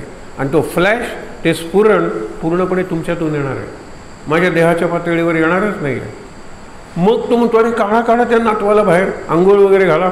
काय आंघोळ घालायची, आता त्याला पुरलं पाहिजे मातीत, ती म्हणते. आणि मातीत म्हणतो की काय मी आता त्याला मातीत पुरलं असं वाटतं. अरे पांडुरंग पांडुरंग म्हणून मी करतो त्यावेळेला मला वजनच नसतं. काय स्टेटमेंट आहे. आणि वजन नाही तर मुलगा तुडवला कसा जाईल, नातू तुडवला कसा जाईल. जरा मळला असेल काढून स्वच्छ करा, तो आहे जिवंत होता नातू. तुम्हाला खरंच सांगतो, तुम्हाला 15 मिनटं बसता येत नाही मांडी घालून प्रवचन ऐकायला, 1.5 तास बसता. आणि मग पुढे कधी मांडीला मुंग्या आल्या वगैरे असं जनरली होत नाही, कारण मांडीचं भानच नाही, देहाचं भानच नाही. कुठेतरी एक विचार आहे, त्या विचाराला मी कनेक्ट झालेलो आहे. You will lose your weight, weightless. आणि वेटलेस आहे तर मी कोणाला मारू शकणार आहे सांगा बरं. कागदाने मारलं तरी एखादा जळार मरेल, पण मला वजन नाही कागदाला, मी कुणाला मारू शकणार आहे. मी अहिंसकच बनेन, मी सगळ्यांवर प्रेमच करेन. I have to become weightless. वजन, आणि सगळ्यात वजन काय आहे माहिती ना, अहंकाराचं वजन, द वेट ऑफ इगो. अहंकार इतकं वजन नाही आहे या पृथ्वीवर. पृथ्वीपेक्षा जास्त वजनाचं काय असेल तर माणसाचा अहंकार. दुसरं चांगलं उत्तर दिलेल्यांचं सध्या गोव्यात आपल्याला रोज वर्तमानपत्र उघडायचीही गरज नाही आहे की आजोबांच्या खांद्यावर नातवाचं प्रेत, ह्याच्या इतकं पृथ्वीवर वजन नाही आहे दुसरं. आजोबा चितेला अग्नी देतात नातवाच्या, वडील देतात मुलाच्या. आज जे ॲक्सिडेंटमध्ये बघतात त्यांची वय बघा ना, 22 वर्ष, 24 वर्ष, 27 वर्ष. आता 22 वर्षाचा मुलगा मेल आहे, त्याला अग्नी वडील किंवा आजोबा देणार. हे पृथ्वीवरचं सगळ्यात मोठं ओझं आहे. आणि दुसरा अहंकार. पृथ्वीवरचं ओझं कमी करणं माझ्या हातात नाही आहे, अहंकार कमी करणं माझ्या हातात आहे. मी कोण म्हणून आम्ही लोकांना नेहमी सांगतो की एकेका मिनिटाचे ते ॲस्ट्रॉनॉमीचे शॉर्ट्स, बाकीचे शॉर्ट्स बघण्यापेक्षा बघा. अहो काय हो, आवाज जे येतात त्यांनी सांगतात त्या रे दिस इज ओरिजिनल नॉईज. तुम्ही साऊंड ऐकताय तो काही कोटी अंतरावरून येतोय, सूर्याच्या मध्ये मीडियम नाही आहे. आणि तुम्ही म्हणता की साऊंड येण्यासाठी मीडियम लागतं. हवे जर निर्वात असेल, हवाच नाही आहे, साऊंड येणार नाही. साऊंड प्रूफ वगैरे आपण सगळं बनवतो. सूर्याचा आवाज ऐकू येतो. अहो कान बंद करावे लागतात. ऐका ना तुम्ही आवाज, गुगलवर फक्त जा. The real sound that the sun makes. अक्षरशः सहन होत नाही आवाज तो. आत्ता पृथ्वी फिरते बघा, हे सगळे आवाज. आणि म्हणाले हे बिलकुल सिम्युलेशन नाही आहे, हे कुठलाही म्युझिक डायरेक्टरनी दिलेलं नाही. These are original sound caught by the camera and the recorder in space. आपण म्हणतो ना टेलिस्कोप, स्पेसमध्ये टेलिस्कोप गेलेले आहेत. आपलं एक गेलेलं आहे ना गगनयान, सूर्याच्या जवळ इतकं पोचलेलं आहे. आता सूर्याचे फ्लेअर, सूर्याचे ते बदलणारं तापमान आपण पाठवले ना गगनयान, गेलं आहे सूर्याच्यापासून एक विशिष्ट कक्षेत म्हणजे ऑर्बिटमध्ये गेलेलं आहे. ते सूर्यावर आपण चालू केलेलं आहे. आपल्याला दुर्दैवाने माहीत नाही. म्हणून मला कधी कधी खूप वाईट वाटतं. या सध्याच्या सरकारने खूप काही केलं आहे, लोकांपर्यंत ते पोचतच नाही. लोकांपर्यंत पोचतो तो फक्त पप्पू. काय इतकी खालची पातळी मी प्रचाराला आणायची. मी मोठा आध्यात्मिक आहे, खरंच सध्याचे पंतप्रधान आध्यात्मिक आहे. मी कधी जमत नाही. मी इतक्या वर्षात रजा घेत, ही क्वालिफिकेशन आहे. रेज द लेवल ऑफ प्रोपॅगंडा और स्पीचेस इन इलेक्शन. तुम्हीच जर पातळी खाली आणलीत आणि खाली आणतात, वाईट वाटतं. तुम्हाला वासुकी माहीत आहे? आज गुगलवर बघा, वासुकी म्हणजे साप. पाहिजे तेवढा लांब, कारण वासनांचं प्रतीक आहे, कधी संपत नाही. म्हणून समुद्र मंथन करायला या तीरावर त्या तीरावर मध्ये सागर, म्हणून तो मेरू पर्वत आणला. आणि तो पर्वत घुसळायला पाहिजे, वासुकीची दोरी. इकडे तोंड घेतलं दानवानी आणि देवानी काय घेतलं, शेपूट, आणि घुसळत आहेत. तो वासुकी, दुसरा वासुकी. तुम्हाला किती वासुकीची उदाहरण सांगू, ती दोरी कधीही संपत नाही. जो वासुकी नाग आहे, ज्यावेळेला प्रलय झालेला आहे, आता पाऊस पडायला लागेल जो थांबणार नाही आहे, जलप्रलय, ज्याला डेल्यूज म्हणतात. सगळं जग जाणार आहे पण तू जगणार आहेस, कारण तू मला वाचवलेलं आहे. काय सुंदर कथा आहे ही. एक ऋषी अर्घ्य घ्यायला देतो आणि पाणी करणं, इतक्यात त्याच्यात एक मासा आहे, तो टाकणार. मासा कशाला? तितक्यात तो मासा मनुष्यवाणीने बोलतो, मला टाकू नकोस, मोठे मासे मला खातील, मला तो घेऊन जा. तो हा बोलतोय, आता ह्याला कशातून नेऊ? कमंडलूत पाणी घेतलं, त्याच्यात तो छोटा मासा टाकला. आल्यावर विसरून गेला, कारण आता झाली होती संध्याकाळचे अर्घ्य वाढणे. आवाज आला, मला हे पात्र लहान होतंय, मला मोठ्या पात्रात टाक. कोण बोलतोय? कमंडलूतला मासा मोठा झालेला आहे, अशी माझी उपासना वाढली पाहिजे. मोठा झालेला आहे, मग कमंडलूकडून मोठा हंडा असतो, त्याच्यात टाकतो. दुसऱ्या दिवशी, हे पात्र मला लहान झालेलं आहे, मोठ्या पात्रात टाक. मोठा हंडा घेतो, भांड वगैरे आपण म्हणतो, त्याच्यात टाकतो. 2 दिवसांनी परत, हे पात्र मला लहान होतं, विहिरीत टाकतो, तळ्यात टाकतो, समुद्रात टाकतो, सागरात टाकतो, महासागरात सोडून देतो. तोपर्यंत तो मासा मोठा झालेला आहे. तो देवमासा झालेला, ज्याला इंग्लिशमध्ये व्हेल म्हणतो, द ब्लू व्हेल.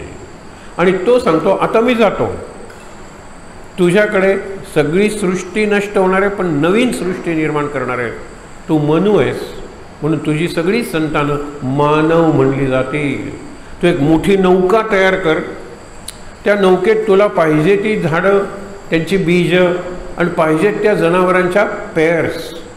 म्हणजे कासव पाहिजे तर कासव आणि कासवी, बेडूक तुला पाहिजे तर बेडूक आणि बेडकी, तुला ससा पाहिजे ससा आणि सशीण. हे लक्षात ठेवा ना, ते सगळ्यात ठेव. मोठी आणि वास्तुकी तयार ठेव. ज्यावेळेला येईल तुझी बरीचशी नौका तयार झालेली आहे, त्याच्यात शेकडो हजारो तू छोटी छोटी बीज वगैरे ठेवलेली आहेत, कारण नवीन सृष्टी निर्माण करायची आहे. सगळी सृष्टी पाण्याखाली गेलेली आहे, नष्ट झालेली आहे. अशा वेळेला मी येईन, मी आलेलो तुला कळेल, कारण माझ्या ह्याच्यावर शिंग असेल आणि त्या शिंगातून मी पाण्याचा फवारा सोडलेला असेल. कसा येतो तो व्हेल बघा, गुगलवर बघा. व्हेल तो येतो ना, असं सुंदर कारंज सोडतो. हा म्हणतो आला की. आल्यानंतर म्हणतो माझं जे शिंग आहे त्या शिंगाला दोरी बांध. दोरी म्हणजे वासुकी. आणि दुसरं टोक त्यांनी नौकेला ते हे असतं त्या बांधून ठेवलेलं होतं. हा वासुकी. आज मी तुम्हाला वासुकी बघायला सांगणार आहे. तो काय हो, आपल्याकडे खाणी आहेत कोळशाच्या आणि तिथून डायरेक्ट ट्रेन जाते ते थर्मल इलेक्ट्रिसिटी तयार करायला, कोळशापासून इलेक्ट्रिसिटी तयार करायला. त्या ट्रेनला किती डबे असतील, काहीशे डबे. त्याला किती इंजिन असतील, दर 10 डब्यांनंतर किंवा 40 डब्यानंतर एक इंजिन, 6-7 इंजिन आहेत, ते ओढायला पाहिजे ना. आणि वासुकी का, कारण ती अशा वळणावळणानी जाते. ती ज्या स्टेशनवर थांबतच नाही, कारण ती सुटली त्या खाणीतून की गेली त्या ह्याला कोरबाला, ते प्लांट आहे ना हीट बघा, आणि स्टेशनवरून धड जाते. आणि आम्ही मुलांना सांगतो हे इंजिन मोज रे, कारण आमचा इंजिनही मोजता येत नाही, इतक्या वेगात जाते. 1, 2, 3 बाबा 10 इंजिन होते, म्हणजे इतके डबे आहेत. हे आपल्या देशात आहे हो. काय सांगू तुम्हाला, आपल्याला माहीतच नाही, कारण का आपल्यापर्यंत ते पोचलंच नाही. आपल्यापर्यंत पोचला पप्पो. दुर्दशा आहे. चांगली कामं केली ती लोकांपर्यंत गेली पाहिजेत. मी सांगतोय कशासाठी, की मी चांगलं काम करण्याचा संकल्प उद्या करेन. देश माझ्यासाठी, समाज माझ्यासाठी हे फार दूर आहे. मी माझ्यासाठी, उद्या मी माझ्यासाठी, मी माझा उद्धार करून घेईन. काय करू महाराज, काय करू महाराज.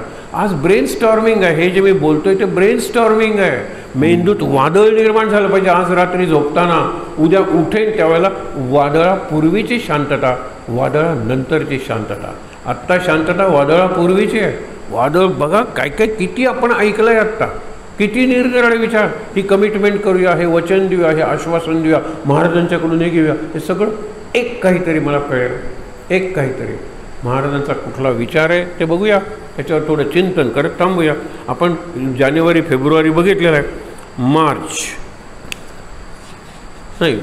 मार्चपर्यंत बघितलेलं सगळं. संतांचे ग्रंथ हा 13 एप्रिलचं प्रवचन आहे. आपण दर महिन्याच्या 13 एप्रिल त्या प्रवचनात महाराज कसे दिसतात, महाराज सगळ्या प्रवचनात दिसतात. महाराजांचं कुठलंही वाक्य घ्या त्याच्यात महाराज दिसतात. अरे बोले तैसा चाले त्याची वंदावी पाऊले. महाराज संत आहेत ना. आणि आज संतांचे ग्रंथ काय आहे, 13 एप्रिलचं प्रवचन आहे. संतांच्या ग्रंथाचा सरळ अर्थ घ्यावा. किती सोपं आहे. मग विद्वान पंतांचे ग्रंथ वाचू नका, संतांचे ग्रंथ वाचा. महाराज म्हणतात हे प्राध्यापकांचे ग्रंथ वाचू नका. पण प्राध्यापक जर भक्त असेल, प्राध्यापकाने अनुग्रह घेतला असेल. गुरुदेव रानडे हे व्हाईस चान्सेलर होते किंवा शिवाजीराव भोसले व्हाईस चान्सेलर होते. Head of the philosophy department आपले बेलसरी होते. अरे पहिल्यांदा ते भक्त आहेत आणि नंतर ते त्यांचे ग्रंथ वाचा. पंतांचे ग्रंथ वाचू नका. मला एकाने म्हणलं तुम्ही वर्गणी रिन्यू नाही केली. म्हणलं डॉट म्हणजे काय हो. पहिला लेख डॉक्टर म्हणजे PhD. दुसरा लेख डॉक्टर. म्हणलं काय सगळे लेख डॉक्टरांनी लिहिलेले, मी काय पेशंट आहे म्हणलं. डॉक्टरांचे वाचूच नका लेख. जर तो डॉक्टर शरण गेलेला आहे देवाला, त्याचा ग्रंथ अवश्य वाचा. हे महाराजांनी सांगितलं. पंतांचे ग्रंथ वाचू नका, संतांचे ग्रंथ वाचा. कारण पंतांच्या ग्रंथात फक्त बडबड असते, फक्त बुडबुडे असतात हवेचे. संतांच्या ग्रंथात अनुभव असतो, संतांच्या ग्रंथात जीवन असतं, संतांच्या ग्रंथात एकमेकातले संबंध असतात, संतांच्या ग्रंथात प्रेम असतं, संतांच्या ग्रंथात मुक्त झालेलं जीवन असतं. संतांचे ग्रंथ कसे वाचायचे, सरळ वाचावे. सरळवरून 1-2 गोष्टी सांगतो मला आठवलेल्या. एक आले होते नवीन, त्यांना पु ल देशपांडे, शरद तळवलकर विनोदी नट, त्यांचे अगदी सरळ माणूस आहे हो. शरद तळवलकर काना नाही, मात्रा नाही, उकार नाही, अनुस्वार नाही, काही नाही, सरळ माणूस आहे. यांचं वळण सुद्धा सरळ, हा सरळ वळणाचा माणूस आहे. वळण आणि सरळ. तसं ग्रंथ वाचा. एका घरात मी गेलो, तो 8वीतली मुलगी बाबांना सांगते, बाबा आत्ता मी तुम्हाला जे सांगते त्याचा डिक्शनरीतला अर्थ घ्या. मी गुरु केला त्या मुलीला. ती म्हणले डिक्शनरीतला अर्थ म्हणजे सरळ अर्थ घ्या. मी तुम्हाला सांगतोय. तर तू शहाणी नाही आहेस, तू अतिशहाणी आहेस. कशाला? अतिशहाणी म्हणजे मूर्ख, स्वतःला खूप स्मार्ट समजते. सरळ अर्थ घ्या, मी तुम्हाला सांगते त्याचा. संतांचे ग्रंथ सरळ वाचा. पंत काय करतात? बाप रखुमा देवीवरू, बाप रखुमा देवीवरू. बाप रखुमा म्हणजे विठ्ठला, दे विवरू, विवरण करून सांग मला ज्ञानेश्वरीचा अर्थ किंवा तुझे अभंग आले. हे बाप रखुमा देवीवरू किती सोपं आहे. बाप रखुमेचा देवी, रखुमा देवीचा वरू म्हणजे नवरा. कोण? विठ्ठल. विठ्ठल आणि रुक्मिणी. विठ्ठल आणि रुक्मिणी पंढरपूरचे, आणि विठ्ठल आणि रुक्मिणी ही ज्ञानदेवांच्या आई वडिलांची नावं. दोघांना स्मरण केलेलं आहे. आणि इकडे मी म्हणतो बाप रखुमा दे विवरू. मग दुसऱ्यांनी सांगायचं बा परू. एक शब्दांची फक्त फोड करायची आहे. डिसेक्शन कशाला करता? पोस्टमॉर्टम. सरळ वाचा. म्हणून सरळ अवघड आहे हो. जे सरळ पाहिजे, जे सोपं पाहिजे, त्याच्यासारखं डिफिकल्ट काही नाही. सोपं बोलणं अवघड आहे, अवघड बोलणं सोपं आहे. राधाकृष्णन बोलायला आम्ही कॉलेजमध्ये असताना तिघांना ऐकलं. राधाकृष्णन ऐकले, गांधीजी त्यावेळेला त्यांचं हे ऐकलं रेकॉर्डेड स्पीच, आणि नेहरूनं ऐकलं. राधाकृष्ण काय बोलले राधाकृष्णन. आम्ही फर्स्ट इयरचे विद्यार्थी. काय बोलले कळलं नाही. काय त्यांचा तो धबधबा, काय त्यांचं ते इंग्लिश, काय त्यांची ती व्होकॅब्युलरी, अरे बापरे काय धबधब्यासारखे बोलले. कळलं काही नाही. Nehru was not an orator असे बोलत होते. नेहरू काय बोलले ते कळलं, पण काय करायचं नेहरूने सांगितलंच नाही. गांधीजी स म्हणायचे नाही, शरकार को. तोंडात दात नव्हते, दात नव्हते, सला श म्हणायचे. अगदी थांबत थांबत बोलायचे, भारत छोडो, बस 2 शब्द. केवढं मंत्राचं सांग. देश पेटून उठला. तुम्ही काही म्हणा, गांधीजी व्हॉट्सॲप युनिव्हर्सिटीचे विद्यार्थी असाल तर गांधी नेहरूबद्दल तुम्ही काय बोलता आणि दुसऱ्याबद्दल काय बोलता मला माहीत आहे, पण मी त्या युनिव्हर्सिटीचा विद्यार्थीच नाही आहे. मी गांधीजी वाचलेत, मी नेहरू वाचले. नेहरूंची ऑटोबायोग्राफी वाचली, काय सुंदर इंग्लिश आहे. गांधीजींचे माय एक्सपेरिमेंट्स विथ ट्रुथ, माझ्या ऑटोबायोग्राफीला काय सुंदर सोप्यात सोपं इंग्लिश आणि करेक्ट इंग्लिश लिहावं. तर गांधीजींनी हे इंग्लंडमधल्या MP सांगितलेलं कॉम्प्लिमेंट आहे गांधीजींना. Gandhiji is MP, master of prepositions.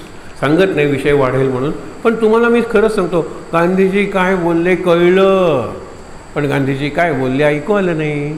कारण ते ऑगस्ट क्रांती मैदान आणि तो 9 ऑगस्ट असेल 1942, 1942, अ लव्ह स्टोरी. त्या 42ला गांधीजीने क्या कहा, पहिल्या रांगेतल्या लोकांना फक्त ऐकू आलं. मी गोष्ट सांगत नाही आहे. भारत छोडो, quit India, otherwise we will drive you out.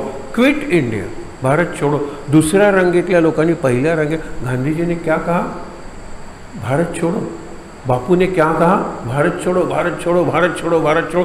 तिथे जेवढे लोक होते भारत छोडो, सगळ्या देशात भारत छोडो. 1942ला जे तरुण होते त्यांना विचारा, जे ध्येयवादी होते ते. मला माहीत असलेल्या 10तल्या 5 लोकांनी आपले व्यवसाय बंद केले, शाळा सोडल्या, नोकरी शिक्षण अर्धवट सोडली. मला पहिल्यांदा देशाला स्वतंत्र करायचं, क्विट इंडिया. हे लक्षात घ्या. गांधीजी काय बोलले ते कळलं. गांधीजींनी प्रोग्राम दिला सगळ्या राष्ट्रासाठी. हे बोलले ते कळलं पण नाही, प्रोग्राम दिला नाही. आणि राधाकृष्णन जे बोलले ते कळलंच नाही. हे गंमत बघा. ह्या साध्या साध्या गोष्टी आहेत, महाराजांच्या चरित्रात किती आहेत. म्हणून संतांचे ग्रंथ सरळ वाचा. अगदी एक बायको तिरीमिरीनं गेली एका कीर्तन करायला. काय कीर्तनात सांगता तुम्ही, गाढवाचे नाम घ्यावे आणि बायकाचे ध्यान करावे. ध्यान करायचं तर माझं, बायकांचं कशाला करायचं. तो म्हणाला असं मी काही सांगितलंच नाही, काल सांगितलं तुम्ही. माझा नवरा म्हणतो कीर्तनकाराने हे सांगितलेलं आहे म्हणून मी आज कीर्तनाला आले. तो म्हणाले मी काय सांगितलं, बा एकाचे एक जो परमेश्वर आहे त्याचे ध्यान करावे. हे बा मानवा, एकाचे बा एकाचे ध्यान कर, आणि बायकाचे ध्यान कर. ऐकलं, त्याला मी काय करू. आणि दुसरं, गाढ वाचे नाम घ्यावे. गाढ म्हणजे खोलवरून, गाढवाचे नाव घ्यावे. तुझ्या गाढवाने ऐकलं, गाढ वाचे नाम घ्यावे, गाढवाचे नाव घ्यावे. संतांचे ग्रंथ सरळ वाचूया की. हे Gita as it is, as it is म्हणजे जशी आहे तशी. गीता जशी आहे तशी. आता प्रत्येकजण गीता जशी आहे तशी म्हणूनच लिहितो, कारण मी जशी नाही तशी मी कशी लिहू. मला गीता अशी कळली, तुम्हाला गीता तशी कळली, पण त्यातल्या त्यात सोपी गीता म्हणजे गीता प्रेस गोरखपूर. आम्ही लोकांना तीच सांगतो गीता वाचायला. प्रत्येक शब्दाचा अर्थ दिलेला आहे, सगळ्या श्लोकाचा अर्थ दिलेला आहे, विवरण नाही. विवरण तू नंतर, दुसऱ्या गीता खूप आहेत. पहिल्यांदा अर्थ समजून घ्या, सरळ अर्थ, अगदी दुसरं काही नाही. ग्रंथ वाचत असताना आपली मतं दूर ठेवा. प्रवचन कुणीच पूर्ण ऐकत नाही, कारण मी जर सांगायला लागलो गांधीजी नाही काय गांधीजी, कारण मी गांधीजींच्या विरोधकच आहे. मी गांधीजींबद्दल प्रवचनकार सांगतो तुम्ही ऐकतच नाही, कारण माझं मत ठरलेलं आहे गांधीजी व्हिलन, नेहरू त्या लेडी माउंट बॅटन तेवढेच मला नेहरू माहीत आहे, दुसरे काही माहीत नाही. मला माहीतच नाही आहे. कारण मला एक माहीत आहे की मला सावरकरांना मोठं करायचं तर गांधीजींना शिव्याच दिल्या पाहिजेत, गांधीजींना मोठं करायचं तर सावरकरांना शिव्या दिल्या पाहिजेत. हे कसली शैली आहे ही. बिरबलांनी दाखवलंय आपल्याला काय करायचं असतं ते. एक जण आला अकबराच्या दरबारात, म्हणाला काय एक मी रेग मारलेले, हात न लावता ही रेग लहान करून दाखवा, खोडायचे नाही, हात लावायचा नाही. बिरबलांनी तिच्या शेजारी एक मोठी रेग काढली, आता ही लहान झाली म्हणून मी माझी रेग मोठी बनवेन ना. मला सावरकरांना मोठं, मी सावरकरांना मोठं बनवेन, बाकीच्यांना कशाला शिव्या द्यायला पाहिजे. हे चुकीचंच आहे सगळं, आणि हे चुकीचंच आता खरं झालं because of this WhatsApp and Facebook and all that. असू दे, शुद्ध मनाने ग्रंथ वाचा. हे 3 वाक्य आहेत, आपण थांबणार आहोत. पहिल्यांदा संतांचे ग्रंथ वाचा, संतांच्या ग्रंथाचा सरळ अर्थ घ्या, आपली मतं दूर ठेवा आणि शुद्ध मनाने ग्रंथ वाचा. मत दूर ठेवा, मन शुद्ध ठेवा. मत आणि मन 2 गोष्टी आहेत. ते बदल गोष्ट सांगतो आणि थांबतो. दुर्योधन कृष्णाला सांगतो की युद्ध नको येणार आहे तुला. कृष्णासारखा डिप्लोमॅट नाही दुसरा, कृष्णासारखा स्टेट्समन नाही दुसरा. परवा आपले जे परराष्ट्र मंत्री आहेत जयशंकर, हुशार माणूस आहे, कृष्णासारखा हुशार आहे. डू यू यूज ChatGPT प्रश्न विचारला. तुम्ही भाषण वगैरे करता ChatGPT? Yes I do use. हां बघा, तुम्हीचला वापरता ना. मी ChatGPT अशासाठी वापरतो त्यातला एकही पॉईंट मुद्दा माझ्या भाषणात येता कामा नये. कल्पना करा काय उत्तर दिलं त्याने. ChatGPTतला एकही मुद्दा, कारण तुम्ही सगळे ते रेडीमेड करणार आहात. मी ते वाचतो कशासाठी, त्यातला एकही पॉईंट माझे सगळे पॉईंट्स माझे असले पाहिजेत. असा कृष्ण आहे. वर म्हणतो नको रे युद्ध, नको रे धृतराष्ट्रा, तुला या डोळ्यांनी दिसत नाही, मी आतल्या डोळ्यांनी दाखवतो. सगळं युद्ध नको म्हणून सांगतो आणि युद्ध घट्ट करून येतो. कारण त्याची सखी कोण असते? द्रौपदी. तिला तो सखी म्हणायचा किंवा कृष्णा म्हणा. मी कृष्ण, तू कृष्णा. तर कृष्ण आहे, मी जातोय युद्ध ठरवायला, तू बुद्धिमान आहेस, मी तुला काय सांगू. तिने केस मोकळे ठेवले होते 13 वर्ष. 13 वर्ष मोकळे कोण ठेवतात? विधवा. सुवासिनी जे आहेत तिने केस वळवले पाहिजेत, फूल वगैरे घातलं पाहिजे. हिला 5 नवरे आहेत ना, 5 नवरे जिवंत आहेत, 5ही नवरे तिच्या बरोबर आहेत. पण ती म्हणाली काय उपयोग. बसला होता शंडासारखे खाली मान घालून, आणि माझं वस्त्रहरण होत होतं. मी विधवा आहे, 5 पती असून मी विधवा आहे म्हणून केस मोकळे सोडले होते. भीमाने सांगितलं होतं तुझे केस मीच वळवणार. कशाने? काय भयंकर आहे, काय वाटलं असेल. ज्या हाताने दुःशासनाने तुझं वस्त्रहरण करण्याचा प्रयत्न केला, ते हात ज्या छातीला जोडलेले आहेत ती छाती मी फोडणार, रक्त पिणार आणि रक्त ओंजळीत आणून त्या रक्ताने तुझे केस वळवणार. आणि भीमाने तसं केलं. गांधारी विचारते, भीमाने रक्त प्यायलं नाही, तेवढं त्यांनी केलं नाही. गांधारी विचारते, चुलत भाऊ रक्त प्यायला? भीमाने प्रतिज्ञा केली होती. हा घाबरत होता दुःशासन. बापरे दादा, 1 वर्ष राहिलं रे दादा, 6 महिने उरले रे, घाबरत होते ते. फोडली त्यांनी छाती आणि वळ तोपर्यंत 13 वर्ष ती काय सांगते, काय बुद्धिमान आहे, व्यासांचं महाभारत आहे ते. ती म्हणते, कृष्णा तू युद्ध पाहिजे का नको धृतराष्ट्राला विचारणार? हो. धृतराष्ट्र म्हणतात, मी काय सांगणार? तू विदुराला सांगणार. विदुर म्हणतो, मी नोकर आहे, मी काय सांगणार? तो पितामहांना विचारणार. पितामह द्रोणाचार्य म्हणणार, अर्थस्य पुरुषो दासा, आम्ही इथे नोकर आहोत, आम्ही इथे पगार घेतो, आम्ही काय सांगणार? आम्ही त्यांच्याच बाजूने बोलणार. शेवटी दुर्योधन. दुर्योधन बुद्धिमान आहे हो, दुर्योधन देखणा आहे, दुर्योधन श्रीमंत आहे. एक सहज तुम्हाला सांगतो, अंबानी वगैरेच्या याच्यावर कदाचित एक पद्म असेल. पद्म म्हणजे कमळ. आपल्या हातात जे ठसे असतात ना, त्याच्यात शंख, चक्र, गदा, पद्म असे काहीतरी चिन्ह असतात.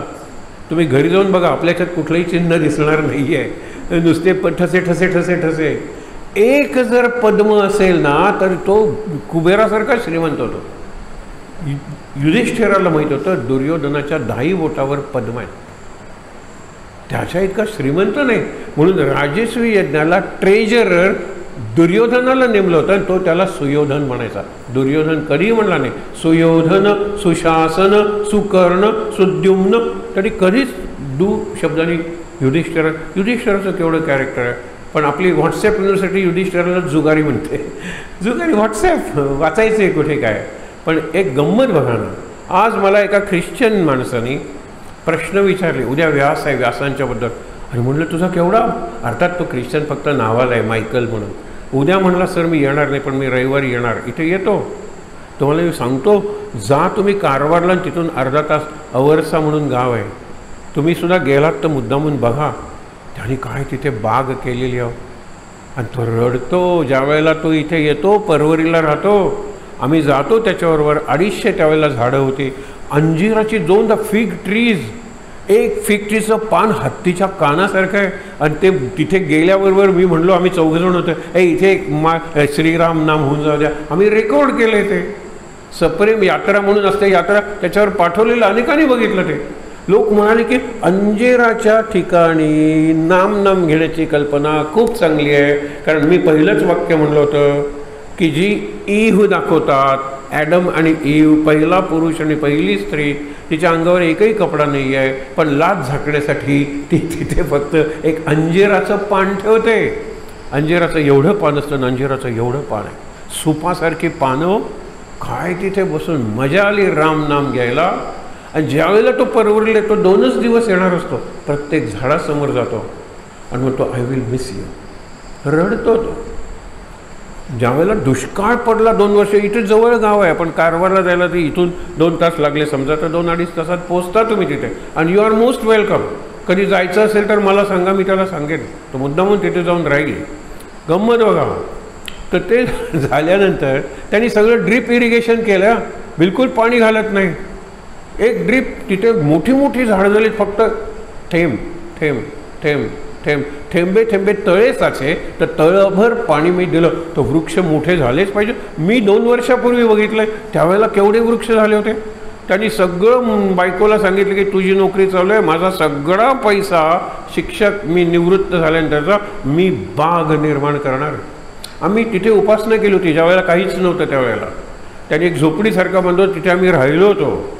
हे लक्षात ठेवा, महाराजांची माझ्यावर काय कृपा आहे माहीत नाही, पण त्यांनी माझ्यासाठी एक ग्लास हाऊस बांधलेला आहे. सर तुम्ही इथे राहिलं पाहिजे, सगळं दिसतं. म्हणलं रात्री वाघ आल्यानंतर त्याचा पंजा काचेच्या पलीकडून. मला म्हटलं सर तुम्ही नका राहू इथे, पण दिवसा बघायला काय हरकत. मी तिथेच लेखन केलं, सगळं दिसत होतं, सगळं ग्लास हाऊस आहे. ग्लास हाऊस केलं आहे त्याने, फक्त सगळं बघण्यासारखं आहे. हा ख्रिश्चन माणूस आहे. त्या दिवशी माझ्याकडे संध्याकाळी येतो, मी त्याला देतो प्रसाद आहे खायला. सर आज संकष्टी आहे, खाल्लं तर चालेल. म्हटलं महाराजांचा प्रसाद आहे, महाराज चंद्र सूर्याच्या पलीकडचे आहेत का? चंद्र पाहिल्याशिवाय जेवायचं नाही ना, म्हणजे इतक्या संकष्टी वगैरे पाळतो. म्हणजे मला कधी कधी लाज वाटते की अरे बापरे मी कोण आहे आणि हा कोण आहे मायकेल. ही गंमत बघा, हे सगळी जग भरलेलं आपण शिकलं पाहिजे प्रत्येकाकडून. दुष्काळ होता पाणी नाही, त्यावेळेला त्यांनी सांगितलं मी पाण्याचा थेंब घेणार नाही, इथे बसेल, वी विल डाय टुगेदर. हा गांधीयन आहे, लक्षात ठेवा. वी विल डाय. आणि गांधी त्यांचा देवही आहे एका अर्थाने, माझाही आहे विचारांच्या पातळीवर. पॉलिटिकल गांधी मला नकोच आहे, मला निराळीच गांधी फिलॉसॉफिकल एज्युकेशनल जाऊ दे, विषय वाढवत नाही. पण तिथे तो बसला आणि इतक्यात का कुणास टिंग टिंग टिंग टिंग, जसा फायर ब्रिगेडची गाडी येते ना, तो म्हणतो बापरे आग लागली म्हणजे आता संपणारच. कुठे आग लागली असेल? काही नाही, ती फायर ब्रिगेडची गाडी पाणी घेऊन आलेली. कारण कुणीतरी सांगितलं, मंत्र्यांनी वगैरे भेटी देतात, मंत्री वगैरे तिथे सेशन करतात, त्यांनी सांगितलं रे बाबा ती झाडं मरतील सगळी, पाणी घेऊन जा. आणि काय सांगितलं होतं, मी तुमच्याबरोबर मरतो, let us die together. If we can't live together let us die together. आणि त्याचा तो संकल्प इतका तीव्र होता, पाठवलं देवानी पाणी आणि मग आनंदी आनंद, मग पाऊस आला वगैरे, सगळं चांगलं झालं. हे मुद्दामून बघा. तो म्हणतो दिस ट्रीज आर माय रिअल फ्रेंड्स. गुरुपौर्णिमेला मी यांच्यातच असतो, म्हणून उद्या तो येणार नाही आहे, तो he will come on Sunday. पण गंमत बघा, मी मुद्दामून त्याचा परिचय तुम्हाला करून देईन. PT चा शिक्षक होता कॉलेजमध्ये, पण काय रिफाईंड आहेत त्याच्या टेस्ट. रिफाईंड म्हणजे अत्यंत शुद्ध, त्याच्या आवडी निवडी आपल्यापेक्षा शुद्ध आहेत. तो म्हणतो मी गुरुला शरण जातो, म्हणून त्यांनी व्यासांबद्दल मला काही माहिती विचारली. हे त्याला मी सांगितलं. व्यासाने सांगितलं युधिष्ठिरा राजसूय यज्ञ झालेला, आनंदात सगळे बसलेले आहात, चला मस्त मजेत. आजपासून 13 वर्षांनी एक घटना घडणार आहे, तशी घटना यापूर्वी घडलेली नाही आहे. त्या घटनेची नैतिक जबाबदारी इतिहास तुझ्या खांद्यावर देणार आहे. हा घाबरतो आणि व्यास फक्त सांगतात आणि निघून जातात. व्यास सांगतात तसं घडतं, पण व्यासांचं कोणीच ऐकत नाही. आणि घटना घडल्यानंतर म्हणतात हो व्यासाने आपल्याला सांगितलं होतं. तसंच इथे झालं. ती म्हणाली तू कुणाबरोबरही बोल, शेवटचा मुद्दा मन आणि मत महाराजांनी सांगितलं. स्वतःची मतं बाजूला ठेवून संतांचे ग्रंथ वाचा आणि शुद्ध मनानं संतांचे ग्रंथ वाचा. संतांचे ग्रंथ हे आपल्या जवळच्या लोकांची आलेली पत्र आहेत. पुढचा उद्या आपण तो विचार बघणार आहोत. तर काय ती म्हणाली की तू दुःशासनाशी बोलणार आहेस, माझा हा मोकळ्या केसांचा पडदा फक्त मध्ये बघ. दुर्योधनाशी बोलणार आहेस, तू आणि दुर्योधन माझे मोकळे केस आहेत. तू धृतराष्ट्राशी बोलणार आहेस, भीष्म पितामहाचे, कुणाशी बोल, पण मध्ये माझा पडदा आहे. हे केस मोकळे राहू नयेत असं तुला वाटत असेल तर ते त्या दुःशासनाच्या रक्ताने वळवले पाहिजेत. दुःशासनाला मारण्यासाठी युद्ध झालं पाहिजे. मी तुला काही सांगणार नाही, फक्त हे लक्षात ठेव. आता सगळ्यांकडे कृष्ण येतो, दुर्योधना सगळे म्हणतात दुर्योधन ठरवेल त्याप्रमाणे. दुर्योधनाने फार चांगलं सांगितलं, नीट लक्षात ठेवा. जोपर्यंत एक युधिष्ठिर आणि एक दुर्योधन आहे, युद्ध अटळ आहे. म्हणजे युधिष्ठिर चांगला आहे, दुर्योधन वाईट आहे. चांगले आणि वाईट संघर्ष होणारच. There will be war. Yudhishthir बिघडला आणि दुर्योधन झाला. जर 2 दुर्योधन झाले तर उद्याचं युद्ध आजच होईल. तू मला युधिष्ठिर बनव की 2 युधिष्ठिर झाले तर युद्ध होणार नाही. काय चांगलं, अत्यंत चांगली पद्धत आहे सांगण्याची. आणि म्हणतो जानामि धर्मम, मला धर्म शिकवू नकोस. जानामि धर्मम नच मे प्रवृत्ती, जानामि अधर्मम नच मे निवृत्ती. धर्म म्हणजे काय मला माहीत आहे, पण मी धर्माकडे जाऊच शकत नाही. अधर्म म्हणजे काय मला माहीत आहे, पण अधर्मापासून दूर मी येऊच शकत नाही. हे लक्षात ठेव. आणि आता मला सांग, माझं मन बदल, माझं मत बदल. मला युधिष्ठिर बनव, तुला युद्ध नको असेल तर. त्यावेळेला कृष्णाने दिलेलं उत्तर ऐकूया, कारण कृष्ण उद्या मध्ये असणार आहे. कृष्णम वंदे जगद्गुरुम. तू तो म्हणणार आहेस ना श्लोक? गुड. तर लक्षात ठेवा कृष्णाने काय उत्तर दिलं. लोक मला देवाचा अवतार समजतात. परब्रह्मापेक्षा गुरु श्रेष्ठ आहे, कारण परब्रह्म असतं दिसत नाही, गुरु असतोही दिसतोही. परब्रह्माला स्पर्श करता येत नाही, गुरुला स्पर्श करता येतो. परब्रह्माला रंग नसतो, गुरुला सगळं असतं की. गुरु साक्षात परब्रह्म, परब्रह्मापेक्षा वरती सद्गुरू आहे. ही आज श्रद्धा करूया. महाराज महाराज महाराज महाराज आहेत, महाराजच आहेत, महाराज आहेतच. उद्या तू म्हणणार आहेस हे फार सुरेख, कारण उद्या सविता येणार नाही. महाराज आहेत, काय सुंदर चाल लावलेली आहे. महाराज आहेत, महाराजच आहेत, महाराज आहेतच. महाराज महाराज महाराज. कृष्णाचं उत्तर फक्त सांगतो आणि थांबतो. मी देवाचा अवतार आहे. मी 100 वेळा तुला सांगणार, नाही तर शिशुपालासारखा मारून टाकणार. मी मारतो. रामाने रावणाला सांगितलं, अनेकांकडून सांगितलं, ऐकलं नाही, ठार मारलं. राम देवाचा अवतार होता. मी देवाचा अवतार आहे. वाल्याचा वाल्मिकी नारदांनी बनवला. नारद गुरु आहेत.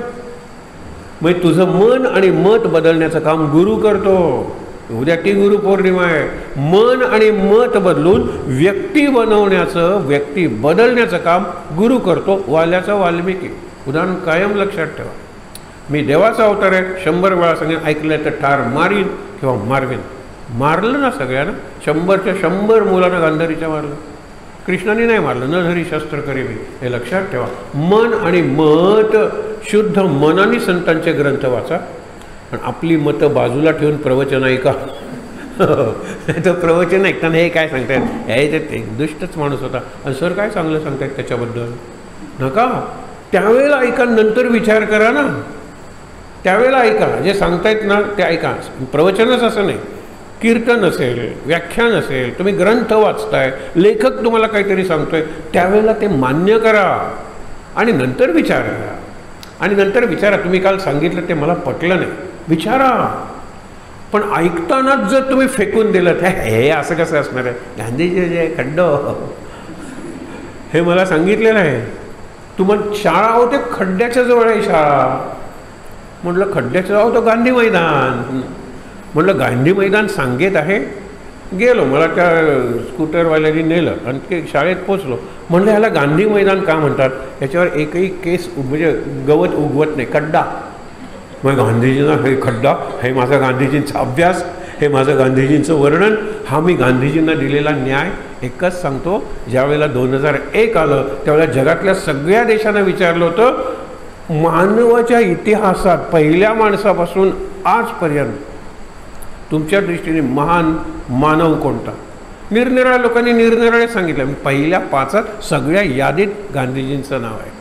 त्या आफ्रिकेत त्यांच्या चायनामध्ये कशाला गांधीजी पाहिजे, पहिल्या 5 गांधीजी आहेत. ते माओला मोठा म्हणतात, ते हा लेनिनला मोठा म्हणतात, ठीक आहे, पण पहिल्या 5 गांधीजींचं नाव सगळ्या देशांच्या यादीत आहे. मी गोष्ट सांगत नाही आहे, गुरुच्या पायाशी बसलेलं आहे. ठीक आहे, त्या ठिकाणी ताट बसूया शांत. उद्या गुरुपौर्णिमेला ज्यांना शक्य आहे त्यांनी या. आज आपण गुरुपौर्णिमेची प्रस्तावना केलेली आहे. छान. शेवटचे श्लोक म्हणायचे सगळ्यांना येतात. ज्या ज्या स्थळी हे मन जाय माझे, त्या त्या स्थळी हे निज रूप तुझे. मी ठेवितो मस्तक ज्या ठिकाणी, तेथे तुझे सद्गुरुपाय दोन्ही.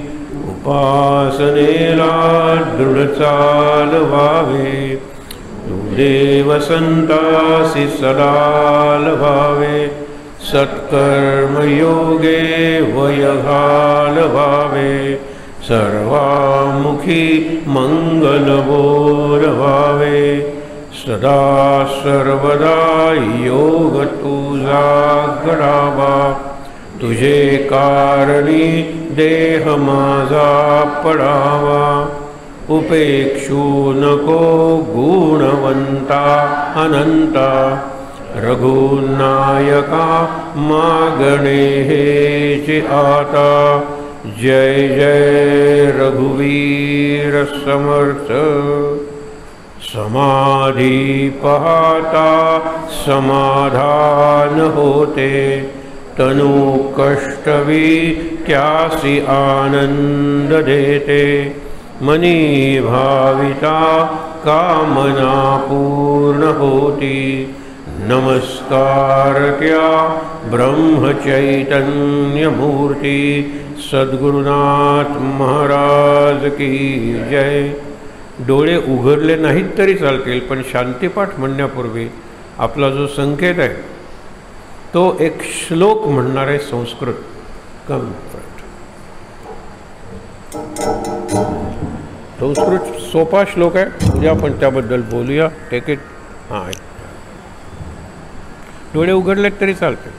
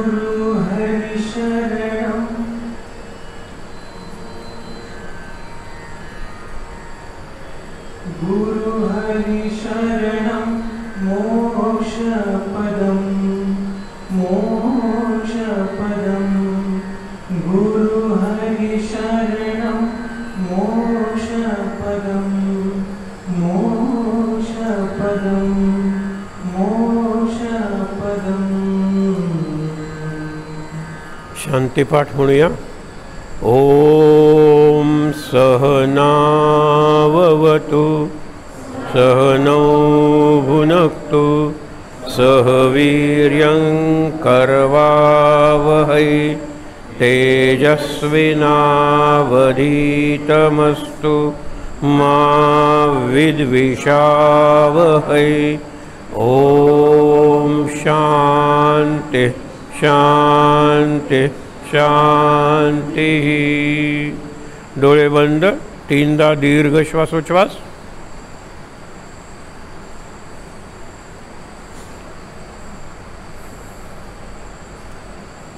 हातावर हात चोळूया.